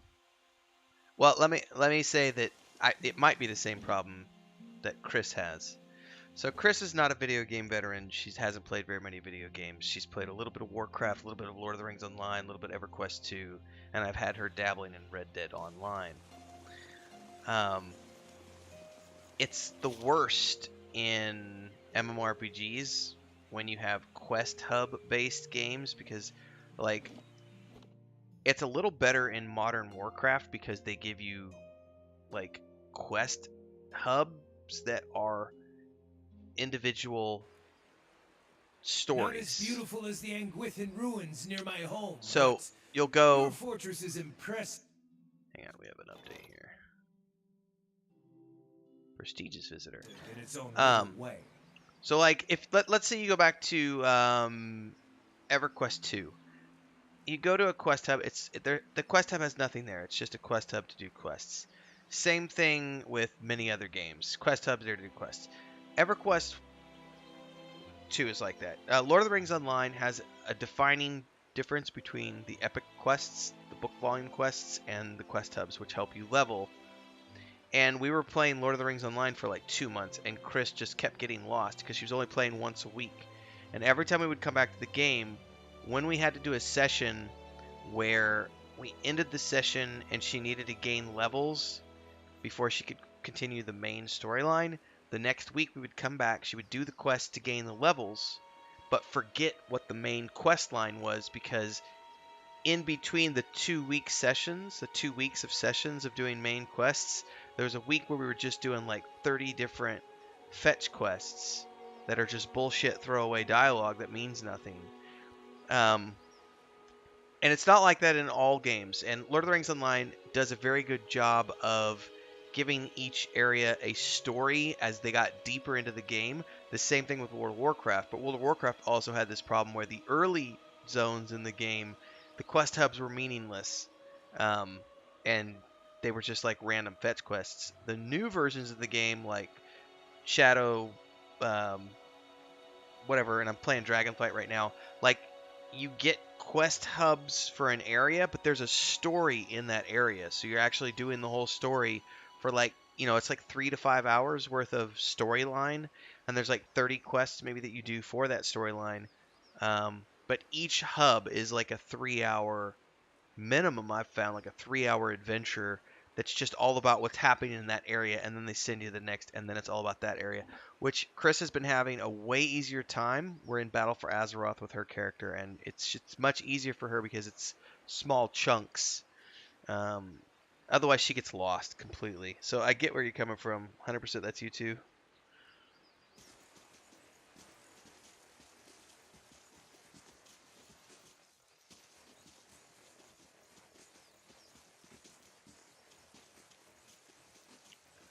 Alright, I think I have a hard save I could put here. We'll just attempt this war and see what happens. Yeah, I really appreciate, like, as much as I love Lord of the Rings Online, that's one of the flaws of the earlier parts of the game, is that it was still very much, fetch quest driven. But, man, by the time they got into Rohan, and especially in the Gondor content, but, like the latter half, I would say the latter half of the Rohan content was when they switched over, which I think was like Helm's Deep. Like, by the time they got to Helm's Deep, they were doing a very good job of, here's a new map, and this map has 3 to 5 hours of content within this map. Then they send you a new map, that one has 3 to 5 hours of content, and you're moving map to map or region to region doing 3 to 5 hours worth of storyline. Whereas the old way was they would dump you in this massive map, which was the old school way of doing things, and you would go quest hub to quest hub to quest hub to quest hub to quest hub to quest hub to quest hub to quest hub to, and you would slowly journey throughout that whole zone, but there wasn't really anything tying it all together. So I much prefer the way that they do things now. All right, let's try this war.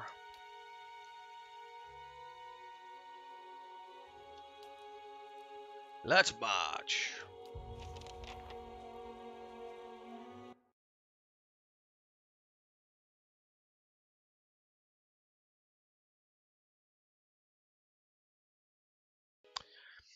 As you crest a small hill overlooking Yenwood Field, Lord Gathbin's army is a flurry of activity, scurrying to and fro. Even from this distance you can hear the drums of war beating their steady cadence designed to intimidate their foes while organizing the rank and file into battle formations. Marshal Forwin approaches. You've arrived just in time. Lord Gathbin's forces are beginning to move. An attack is imminent. Alright, let's do this. I'll inspect my forces. A local militia constitutes the majority of the army, but veteran soldiers have organized the ranks and walk among the young, unseasoned warriors, offering advice with the occasional joke. They cheer, striking sword to shield as you pass, the thunderous approval of their lord. Alright, sound the horn, Marshal. It's time to finish this. Marshal Forwin begins barking orders, and your troops quickly form up. Gathman's army follows suit as Adrian war drums echo across the field. Within a few moments, the Marshal raises a brass horn, and the visage of a mighty boar to his lips. He looks at you expectantly. Oh my god, these options. You can say, for Cadnua, and then you can say, send these Adirian dogs to Bareth, or how about, tonight the ravens will feast on our enemies while we drink, fucking revel in glorious victory. Or you can just raise your weapon above your head and scream at the top of your lungs, or you nod. Just nod. I don't need to shout anything. Your troops bellow across the field, pounding weapon to shield as the marshal's horn sounds. Dozens of bowstrings twang in unison behind you as your archers unleash a hail of arrows at Gathman's army. The missiles hiss through the air with deadly accuracy, felling scores of enemies. In a bold move, Gathman points his sword towards your position, giving an unheard order. His infantry, shields raised, charge the field. Your infantry charges headlong into the enemy infantry in the center of the field. The cacophonous sound of metal on metal is nearly deafening as the two forces collide. The fighting is fierce, and the screams of the dying numerous. Led by veteran warriors rallied to your cause, the troops fight valiantly and appear to be holding their ground. The battle thus far appears to be a stalemate. Then, a group of Adirian battle mages emerge from behind the enemy lines. They begin weaving their hands in unison with practiced precision. Suddenly, waves of arcane fire erupt amongst your troops. The acrid smell of smoke and burning flesh is nearly overwhelming. From the left flank, a unit of Rawatai berserkers, clad in plate armor and wielding greatswords, begins to collapse to the left side of the line. The ground is thick with the dead as they press their advantage. Meanwhile, bleak walker paladins, dressed in dark armor and carrying sword and shield, stride back and forth behind Gathman's lines, rallying his warriors and exhorting them to fight harder. As the battle rages, Marshal Forwin looks to you for orders. Ooh. Battle mages. Have the dozens arquebusiers open fire. That's crossbowmen, isn't it? Oh, well, they've got them as riflemen. I can't even pronounce that word. Is it arquebusiers? Quickly form a line and unleash a salvo of gunfire into the battle mage ranks. Bullets tear through their magical defenses, and the wizards fall by the score. Fearing the gunfire, the unit breaks and retreats from the battlefield. Alright, now let's take out the berserkers. We have no allies. Our only hope is to break through Gathman's line and kill him. Alright, let's do it.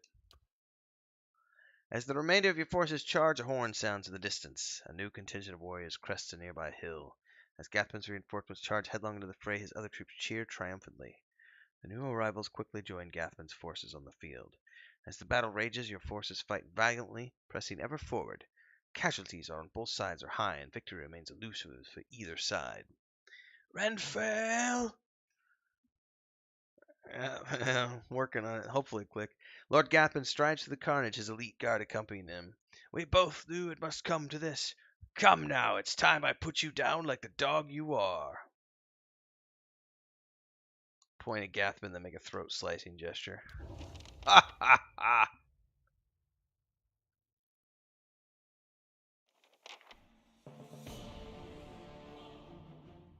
Oh, this is a proper battle.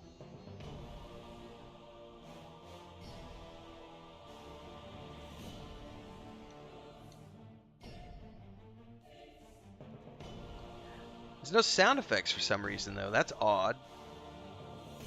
There's music, but no sound effects.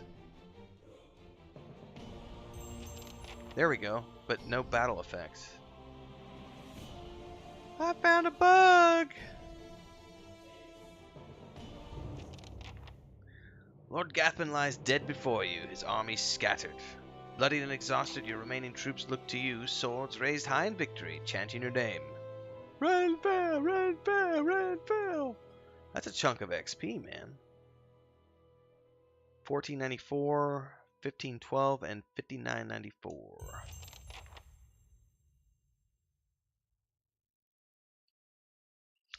Holding the hem of his robe as he steps over several bodies, Chancellor Warren approaches you. Although his face is pale and he looks as if he will be sick at any moment, he forces a smile. Lord Renfell, while I am grateful this dispute is finally over, it is regrettable so many lives were lost in the process. Gathwood should have just been reasonable from the start. He gags involuntarily as his silk boot brushes against his severed head. I do have a pet wolf, yeah. Woof woof. In any event, as the legal arbiter of Earl Badamar, I'm here to inform you that you've been declared a Thane of the Deerwood, and Cadno has been recognized as your domain. It shall forever be thus, and will be passed down to any descendants you have in the future. Of course, now that your claim has been upheld, you are expected to forward a small portion of any taxes you collect to your rightful lord, Earl Badmar. Yep. Tell him I'm grateful for his assistance. Make sure his taxes are collected. I'm just going to nod. Well then, if everything is in order, it appears my work is done. Feel free to visit the palace if... He steps in a pile of entrails with a wet squish as he turns to leave. On second thought, I'll come and visit you. Perhaps in a year or 3. Lord Renville, it's been an honor to serve you, says Marshal Forward. I'll be making my way back to Garen's Grasp. The Earl has some urgent business for me there, unfortunately. Should you ever find yourself that far north, feel free to call on me. I'd love to trade war stories with you over a cup or two. He grasps your hand briefly in a firm grip, then turns on his heel. Do we get to loot the battlefield? Yeah! Ooh, whole bunches of magical goodies. What did I just get? Ooh, a rare achievement. Cool. Man, there's a whole bunch of like oh man, there's all sorts of goodies. Well, we might as well loot it all. So, exceptional charge. Yeah.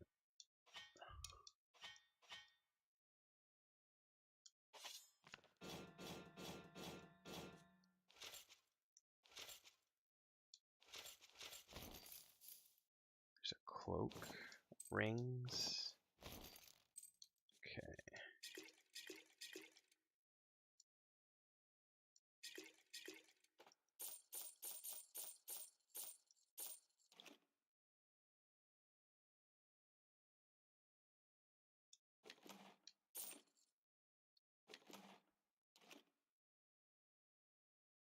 All right, I think we've looted everything. Let's see what we got.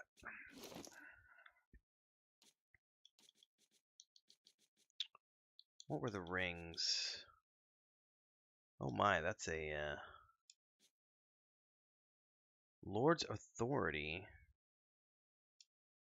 1 per stronghold turn. Okay, that's interesting. Plus the ability area effect. Huh.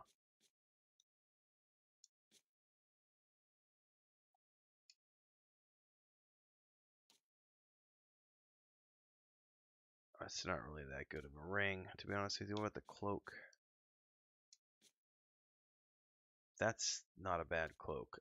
Who's not wearing a cloak? Will +9. That would be better than what he has. Oh, no. You need to wear this, buddy. Wait, did that not go in her cape? Yeah, it did. Okay. Sweet.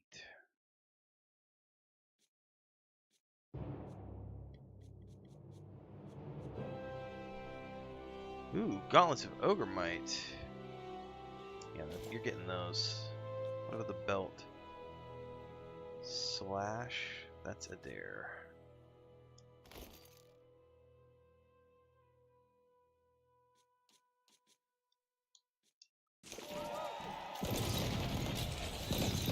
What is that noise?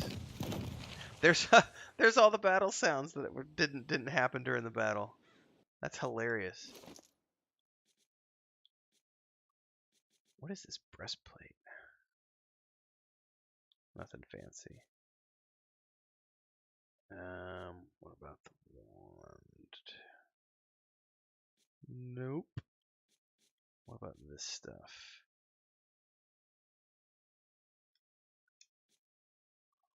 Okay, damage reduction.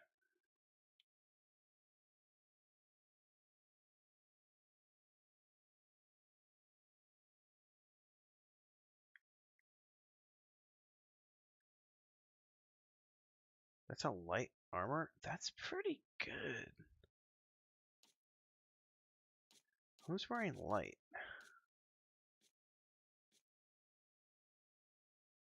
He's wearing medium.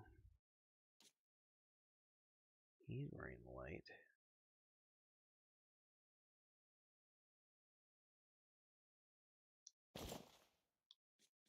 Can I enchant his...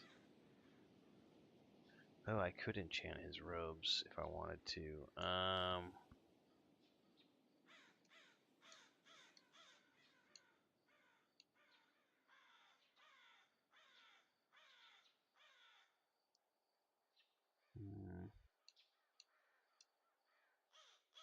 So it already has burn proof on it. Yeah, so it's 1 of 1. Hold on a second. Let me go back to that. It already has an attribute bonus because it's of constitution and it's burn proofed. So I can only put quality on it, right? And I don't have enough mats to make it to exceptional.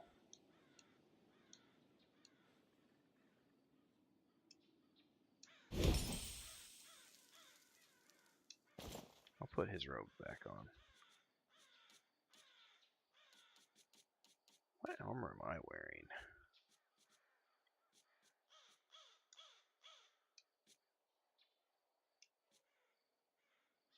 Ooh, let's do of dexterity.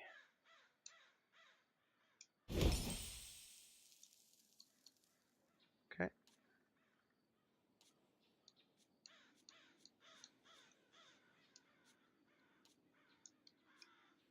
I might as well. Let's do intellect. I haven't done any of there. Let's do pierce proofed. And let's do exceptional. Like, I haven't bothered to do any of their armor.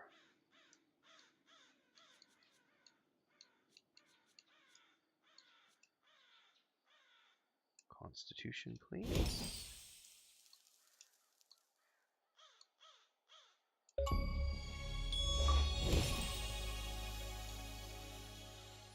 Enchantment? Enchantment!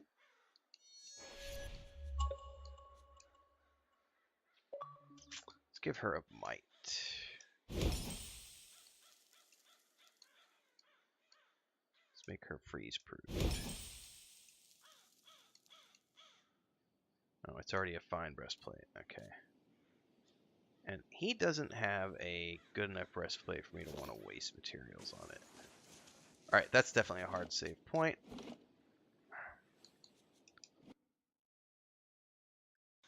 I should go back to the keep and build the next thing, and then we'll go back to this. Actually, I need to check with Chris. I don't know if it's... We usually go for a walk at 6 Last o'clock, thing the deer would but it's been meet is pouring down another rain foreign for like the colony. last 18 hours, and it's a muddy mess outside, so I don't know if we want to go for a walk, because the streets will probably all be nasty.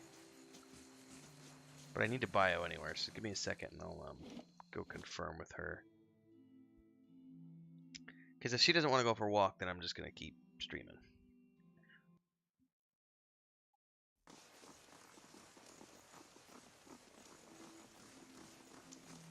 Alright, state of the keep.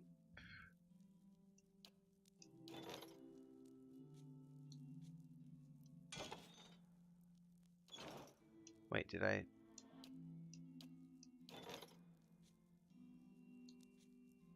Yeah, I did. Okay.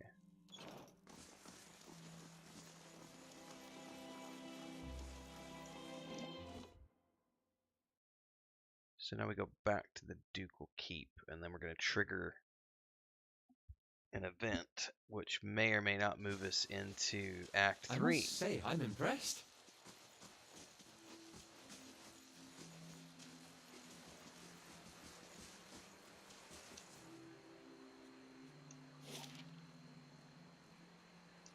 Alright, be right back.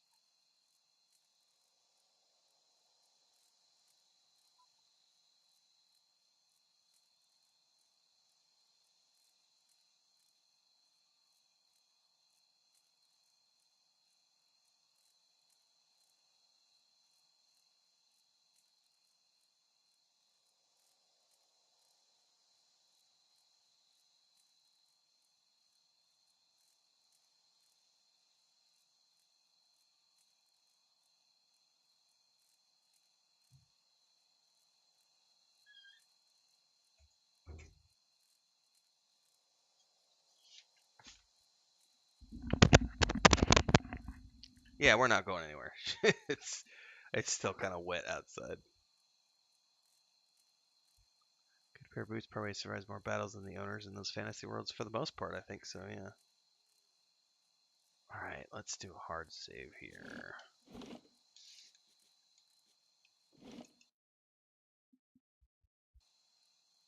Alright, I'm going to shut off the camera for a few minutes because I'm going to be recording the next section as a standalone video, because I'm pretty sure it leads to a pretty significant cutscene.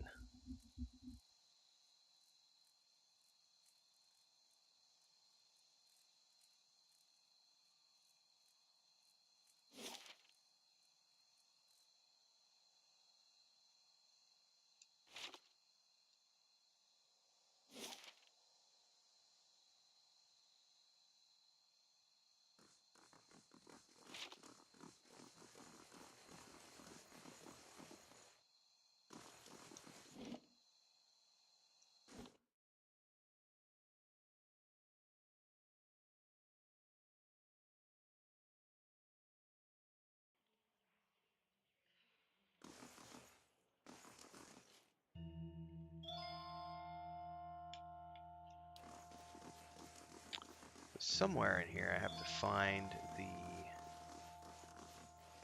It might be right here. Ah, a place has been reserved for you on the balcony, Renfail. Go to the upper floor. Now that leads out to first fires. Where is the upper floor?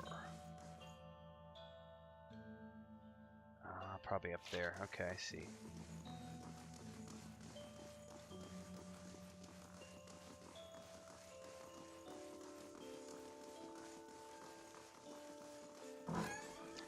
Received word from Wenin that you would be attending Renfell. The balcony has been opened for you. Alright, cutscene time.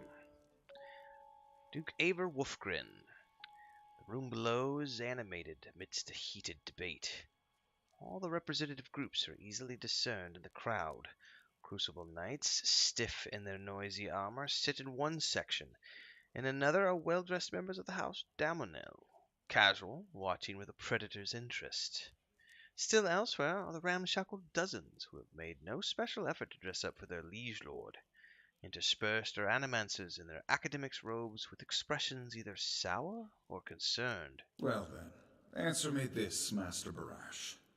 If you animancers represent our best hope to cure the legacy, what progress can you demonstrate?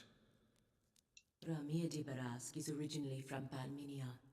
He's one of the finest minds in animancy to come out of the Valian Republics. He left for Defiance Bay 5 years ago, because he believed this was the true heart of animancy research. In Pelagina's words and the way she looks at her countrymen, you sense both pride and a mild sense of frustration. As I've said, it isn't about progress, it's about potential. My house would agree, Your Grace. We see great potential in its future. And I suppose your blazing profits during the legacy don't have nothing to do with that, do they, Dominel? You can't have it both ways no more! Animancy goes, or this country goes! So you admit, Master Barask, that animancy is no closer to stopping the legacy than it ever was? No, we've had many promising experiments. Cadman Azo has shown... Cadman Azo murdered a child. For a complete failure. We should be hanging him right now for what he done. The dozens won't stand for it. There is no need. Master Azo recently passed the Shroud, and while the experiment failed, his work...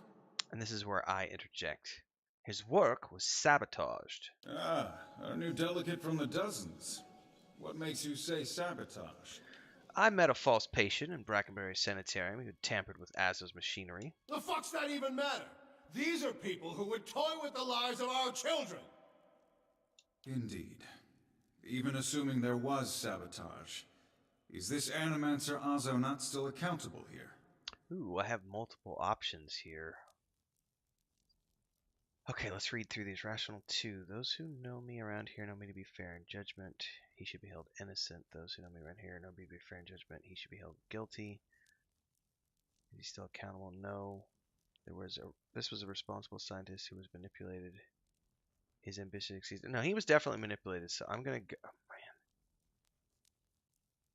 Yeah. This was a responsible scientist who was manipulated. He was a scientist at heart, and he was manipulated. Was he responsible? That's the hard part. Like, I don't actually know. Let's just do this. Aloth whispers between gritted teeth. How can you call him responsible? You saw the state of the sanitarium. Horseshit! These animancers can't be trusted! Look at what happened in Heritage Hill! Our supposed protectors from Crucible Keep can't even clean up the messes Animancy leaves! Are you sure this is your delegate, Adric? You won't be for long making claims like that. Your Grace, we'd have a much easier time of it if our knights weren't so occupied trying to keep their organization from igniting a revolution on our very doorstep. Heritage Hill is blood on your hands, Justicia! You turn a blind eye, and look what happens. I've been to Heritage Hill since the quarantine. Though the knights weren't able to control the damage, it was not animancy, but an ancient machine that caused it. You've some strange taste in travels, friend. The height of your tales expands with every breath. I only have one option here that I can do, which is my word is my oath. I challenge anywhere here to find someone who knows different.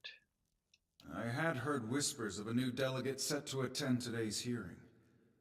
I admit that your candor was mentioned more than once.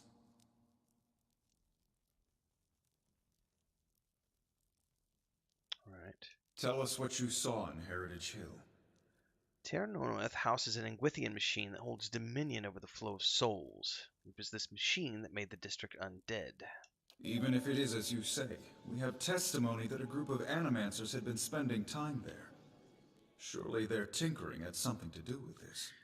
I'm going to go with the perception option here. They followed ambition blindly, taking few precautions and allowing personal feelings to get in the way of solving the problem.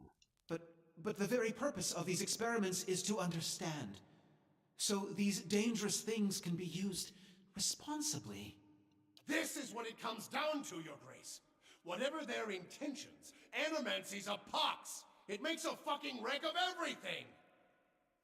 We all know what Widewind's legacy's really about. And it ain't about some sparkling saint from Creed Ceres who's mad because he took a stroll down the wrong bridge. Wrong bridge indeed. It's about a bunch of so-called intellectuals fucking with the natural order while the rest of us gotta suffer for it. Is it, though? Should we not take the time to reach a clear conclusion? I mean, what proof do we have? My son and daughter are buried beneath the floor of my house. We don't own no land, so that's where we lay them. My son, my wife let him slip when she was bathing him. Got water in his lungs he couldn't cough up. My daughter, we put her to bed one night, and the next morning she wasn't breathing. This Hollowborn thing, it ain't ending. And it ain't ending because we still let these charlatans play God. There's your proof, you damn copper fucker! Enough, Adric. Lady Dominel makes a point. If it's animancy, then why do the other states that permit the practice not suffer the same fate? Who among us can say he truly understands why the legacy has taken hold here? I can. The crowd begins to mutter, the sound taking a doubtful character. Right idea, Watcher, taking this hearing by the curly ones. Don't waste your chance. Widewind's legacy is the creation of the Leaden Key. Caedmon Azo's downfall was their work, as was the tower in Heritage Hill. They want you to do this. They want animancy to fall. The dull muttering expands into a din of skepticism that fills the hall. I've seen them in the ruins of Air Glanfith, operating machines that disrupt and redirect the flow of souls near towns like Gilded Vale and Deerford, where the legacy is universal. As a watcher, I have heard their dead confess their plot. They are stealing the souls of the unborn. Beasts. Another lunatic at the hearing. Did you remember to lock your sanitarium before you left, Master Barask? Ooh, lots of options here.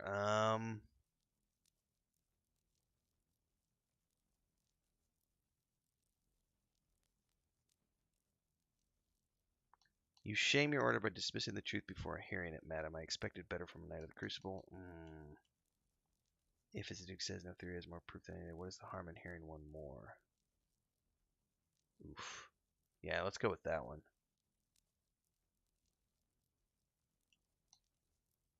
You must know, friend, that the Leaden Key is a mantle for small-time ruffians and children at play.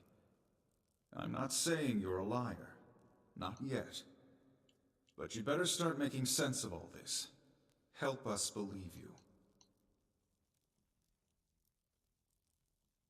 Oof. I'm going to use my honest one and hope it goes. If you know anything about me, you know this. I have been called many things, but never a liar. An honest witness is the best piece of evidence you have in this matter. The only piece of evidence. The only piece of evidence that doesn't send your kind to the gallows, you mean? You've made an unexpected case, friend. I'll say that much. It seems we have a new possibility to consider, at the very least. How was it you came to learn all this?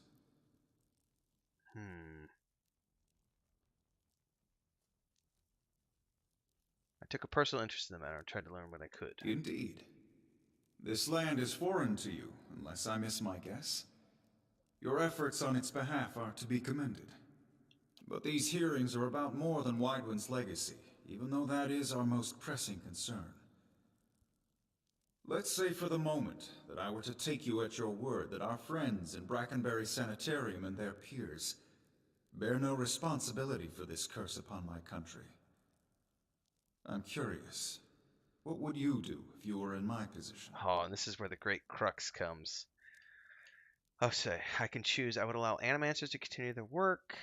They explore questions we wish to understand. It should be studied in Deerwood. If you don't, someone else will, and they will grant Animation to Deerwood if you won't give it a leash. Truth, I'm not completely confident. Animation doesn't have something to do with the legacy. Animation is too dangerous. I'm going with the first. Explore questions we all wish to understand. If we'd known more, perhaps this crisis could have been averted.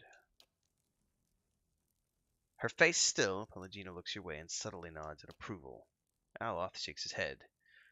Animancers serve their own ambitions and their own purpose. Given this power is like shutting a child loose in an armory. Very well. That is all I wish to hear. Not just from you, but from everyone. Many days we've been at this. It is time we put it to rest. I want to thank the delegations for helping me to collect my thoughts. In particular, I want to thank our new delegate, who has given me much to think about, and who alerted me to a new enemy I had failed to see. The time has come to choose a direction for the Deerwood. I am ready to make my pronouncement. Ramir D. Barash, representing the interests of Animancers in Deerwood, step forward. Your Grace. Oh, who's this? Oh, snap. Oh, snap. And against Animancy are both strong in their own way. Oh, no way. He's going to control me. He's going to attack the Duke or something. Forgive me, Your Grace. We will accept no judgment but our own. What's he doing?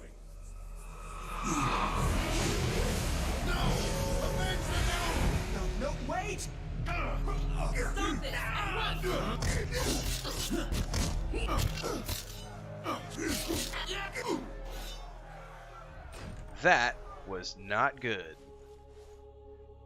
I've given you every chance to end this pursuit. Shall I end it for you? Theos. Another time. I am already late. Uh-oh. I just fell over and passed out. The words, "Shall I end it for you?" ring in your ears. You find yourself gasping for breath, struggling to keep your own balance. You drop to a knee and watch as Theos hurries out of the building. The world dims around you, the screams and clashing of weapons fading to silence. All that remains are the words. Shall I end it for you? Theos stands at a pulpit high above an assembly of robed onlookers, you among them, clustered around a wide circular pit carved of stone. He addresses a woman bound backward over a large iron wheel overlooking the great stone maw. Many of the woman's fingers and toes are severed, and the bottoms of her feet are charred black. The skin on one side of her face looks like melted candle wax, black and red and seeping, and yet the angle of her back suggests a spine in ruin. Yet for all that, her expression betrays little of her anguish. I am already at peace, Grand Inquisitor. Are you? So be it. If you desire no end, you shall have none. I find you guilty of heresy. May the eternal prison bar your soul from passage, for it is beyond redemption. He nods to a hooded attendant who begins untying her from the wheel. Ooh, I just got a new ability. So I got another glimpse of something that was happening in the past. You open your eyes to the beamed ceiling of the palace's grand entry hall. Clangs of metal striking metal waft in from the outside alongside the cries of the injured as you stagger to your feet. Theos is gone. Aloth hovers over you, worry etched on his face. Renfail, we've got to get out of here, fast! His eyes dart to the hall. Off to one side you can hear the clanking rustle of chainmail, and you look over to see a wounded guard slumped against the wall. He is trying to say something, seemingly directed at you, but at first it is too faint to hear. He gathers his breath and manages to rasp out a few words. Lady Webb, she's the only... She must be told. She'll know what to do. Please, find her. Tell her everything. The guard passes out and slides to the floor, still. And we apparently need to return to Brackenbury and tell Lady Webb and Hadrat House about what's happened. Dun dun dun!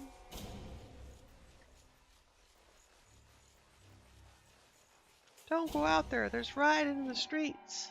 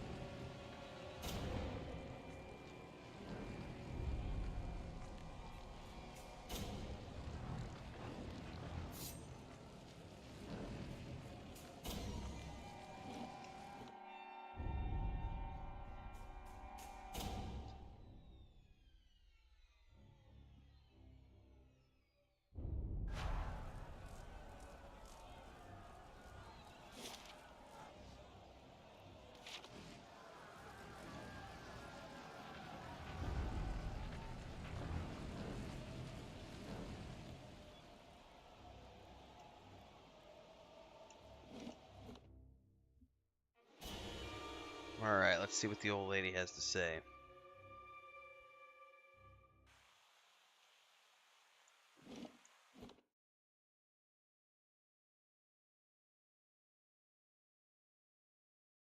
Uh-oh. Why is everybody dead?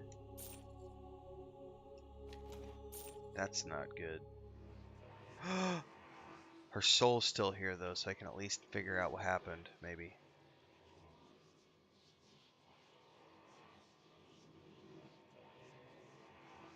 Lady Webb lies still on her bed, an ornate cushion propping her back upright. The blood pooled beneath the gash in her chest is tacky and nearly dry. A shattered glass rests on the floor beneath her dangling hand.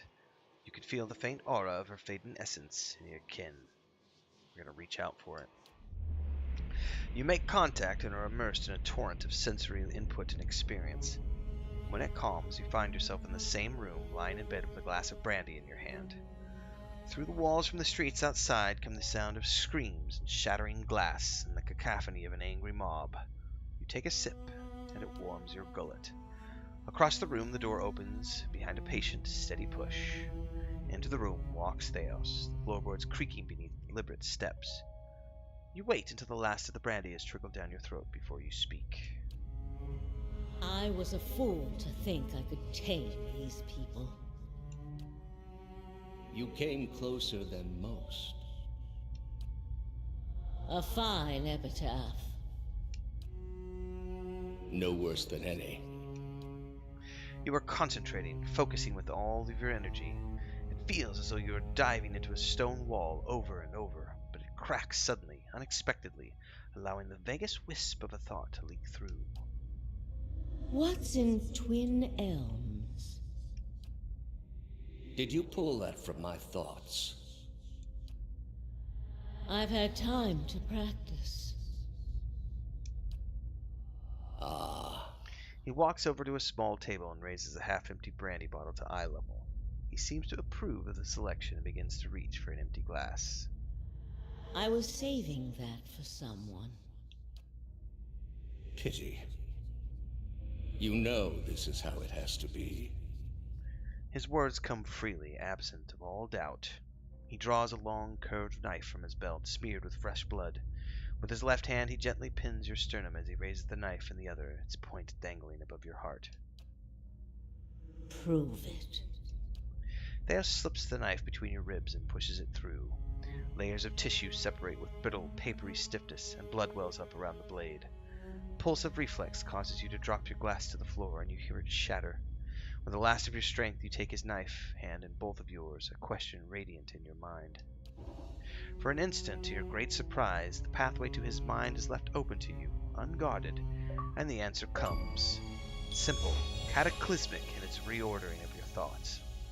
As for Lady Webb, you feel as though you have an answer you've searched for all your life, but in your own mind, her understanding lies just beyond your reach. You look at Theos with the wide eyes of someone seeing for the first time and draw your last breath as a black velvety darkness descends over you. Smoke rises above the city walls in billowing plumes that blacken the sky like a storm. Behind the walls, the riots rage on. Known patrons of Animancy are forced into hiding as looters ransack their estates and make off with their possessions. Animancers are torn away from their families and dragged from their homes to be stoned to death in the streets. Word had spread immediately that Duke Avar had been assassinated, and that an Animancer was to blame. The city wasted little time in exacting revenge, and little effort into evaluating guilt. In the center of it all, Brackenbury Sanitarium burned. And down the lane, Hodred House, the last bastion of stability in the Deerwood, had fallen silent. Now safely outside the city gate, your path points eastward to Twin Elms, where Theos is bound, for reasons that remain mysterious as the leaden key itself.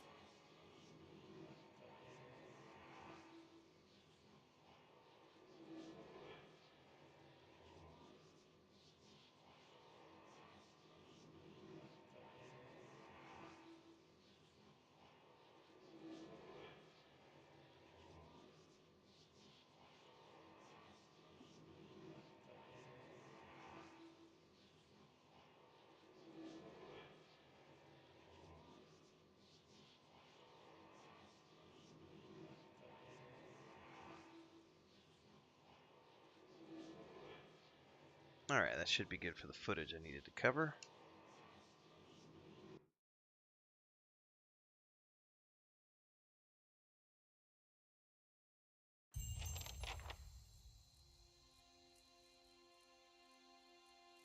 Alright, let's check YouTube and some stuff. We've got some Twitter stuff happening as well, it looks like.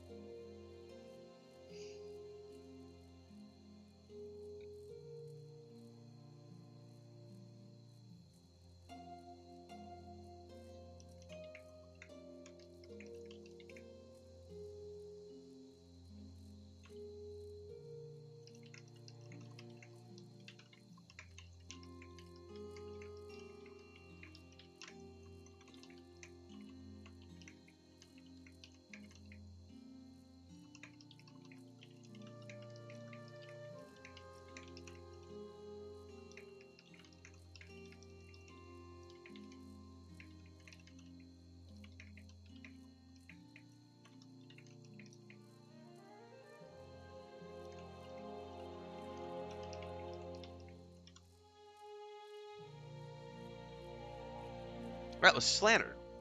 Slandered's a really cool dude. If you're not following Slandered Gaming, you should be.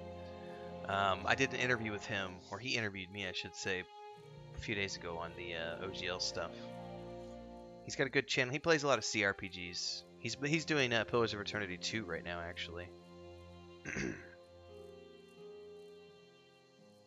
Alright, let's answer some of these content questions.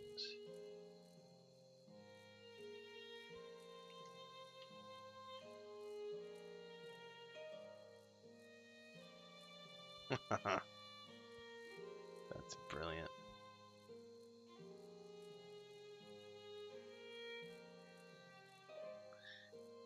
Alright, let's see here.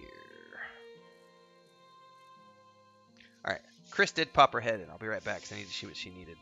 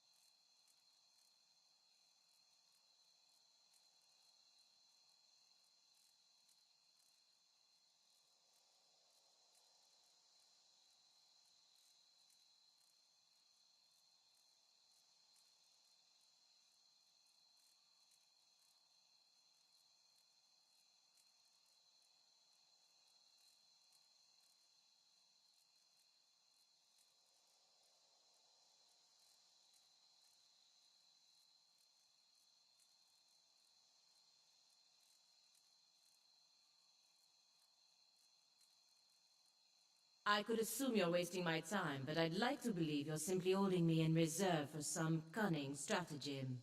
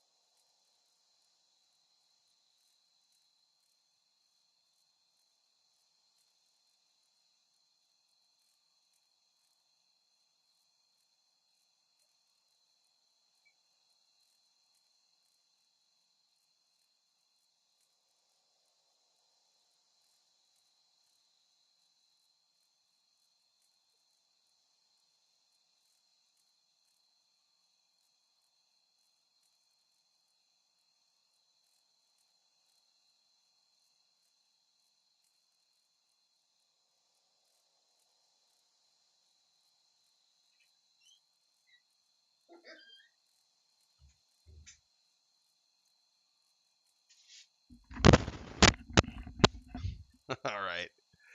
It is almost 7 o'clock, folks. Mango is 0.66 here in Michigan. How much does a mango cost? Chris.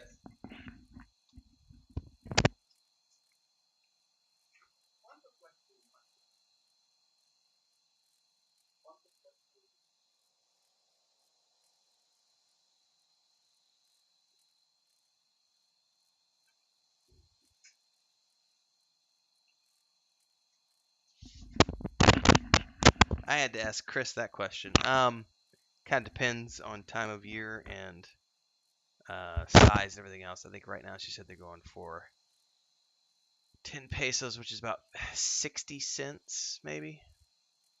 So 50, 60 cents. So it's not too much different than what you're paying right now because of inflation and exchange rates and everything. I'd say normally it's about 25 cents. Yeah, 25, 30 cents is pretty normal. But right now, because they're out of season, so they're costing more right now. But I am going to wrap up here, everybody. We're 2.5 hours in, so it's a good enough stream for tonight.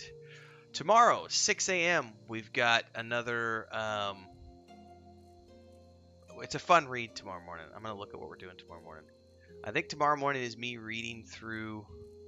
Yeah, tomorrow morning is me reading through Wizards of the Coast's non-apology on their Facebook page. And not reading through the post, but reading through the comments section on their Facebook page from all these community members that supposedly support them. It's 15 minutes of me not finding a single comment that supports Wizards of the Coast. It's quite amusing. And then at, looks like 8 a.m. tomorrow morning, I've got a short little Red Dead Redemption 2 video coming out. I'm doing a casual playthrough of Red Dead 2.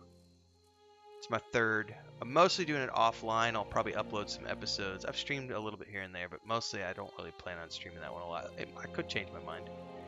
And then Sunday morning, I've got a rediscovery of Star Wars: The Role-Playing Game by West End Games coming out at 6 a.m. So those are already pre-recorded. And then tomorrow night, I believe I'm supposed to do Minecraft with my brother and my nephew for the next Pirate Cove episode, which will be out on Sunday. Pippin, what are you doing? Come here. What are you doing? Come on. You're hungry. That's your problem. You want to come up here and say hi to everybody? Come on. You just want to play right now. Here, I'll just pick you up, kid.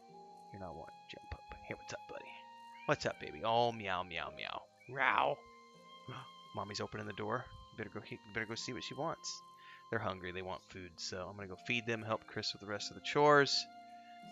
Got to take care of the 4 little baby chickens we just got.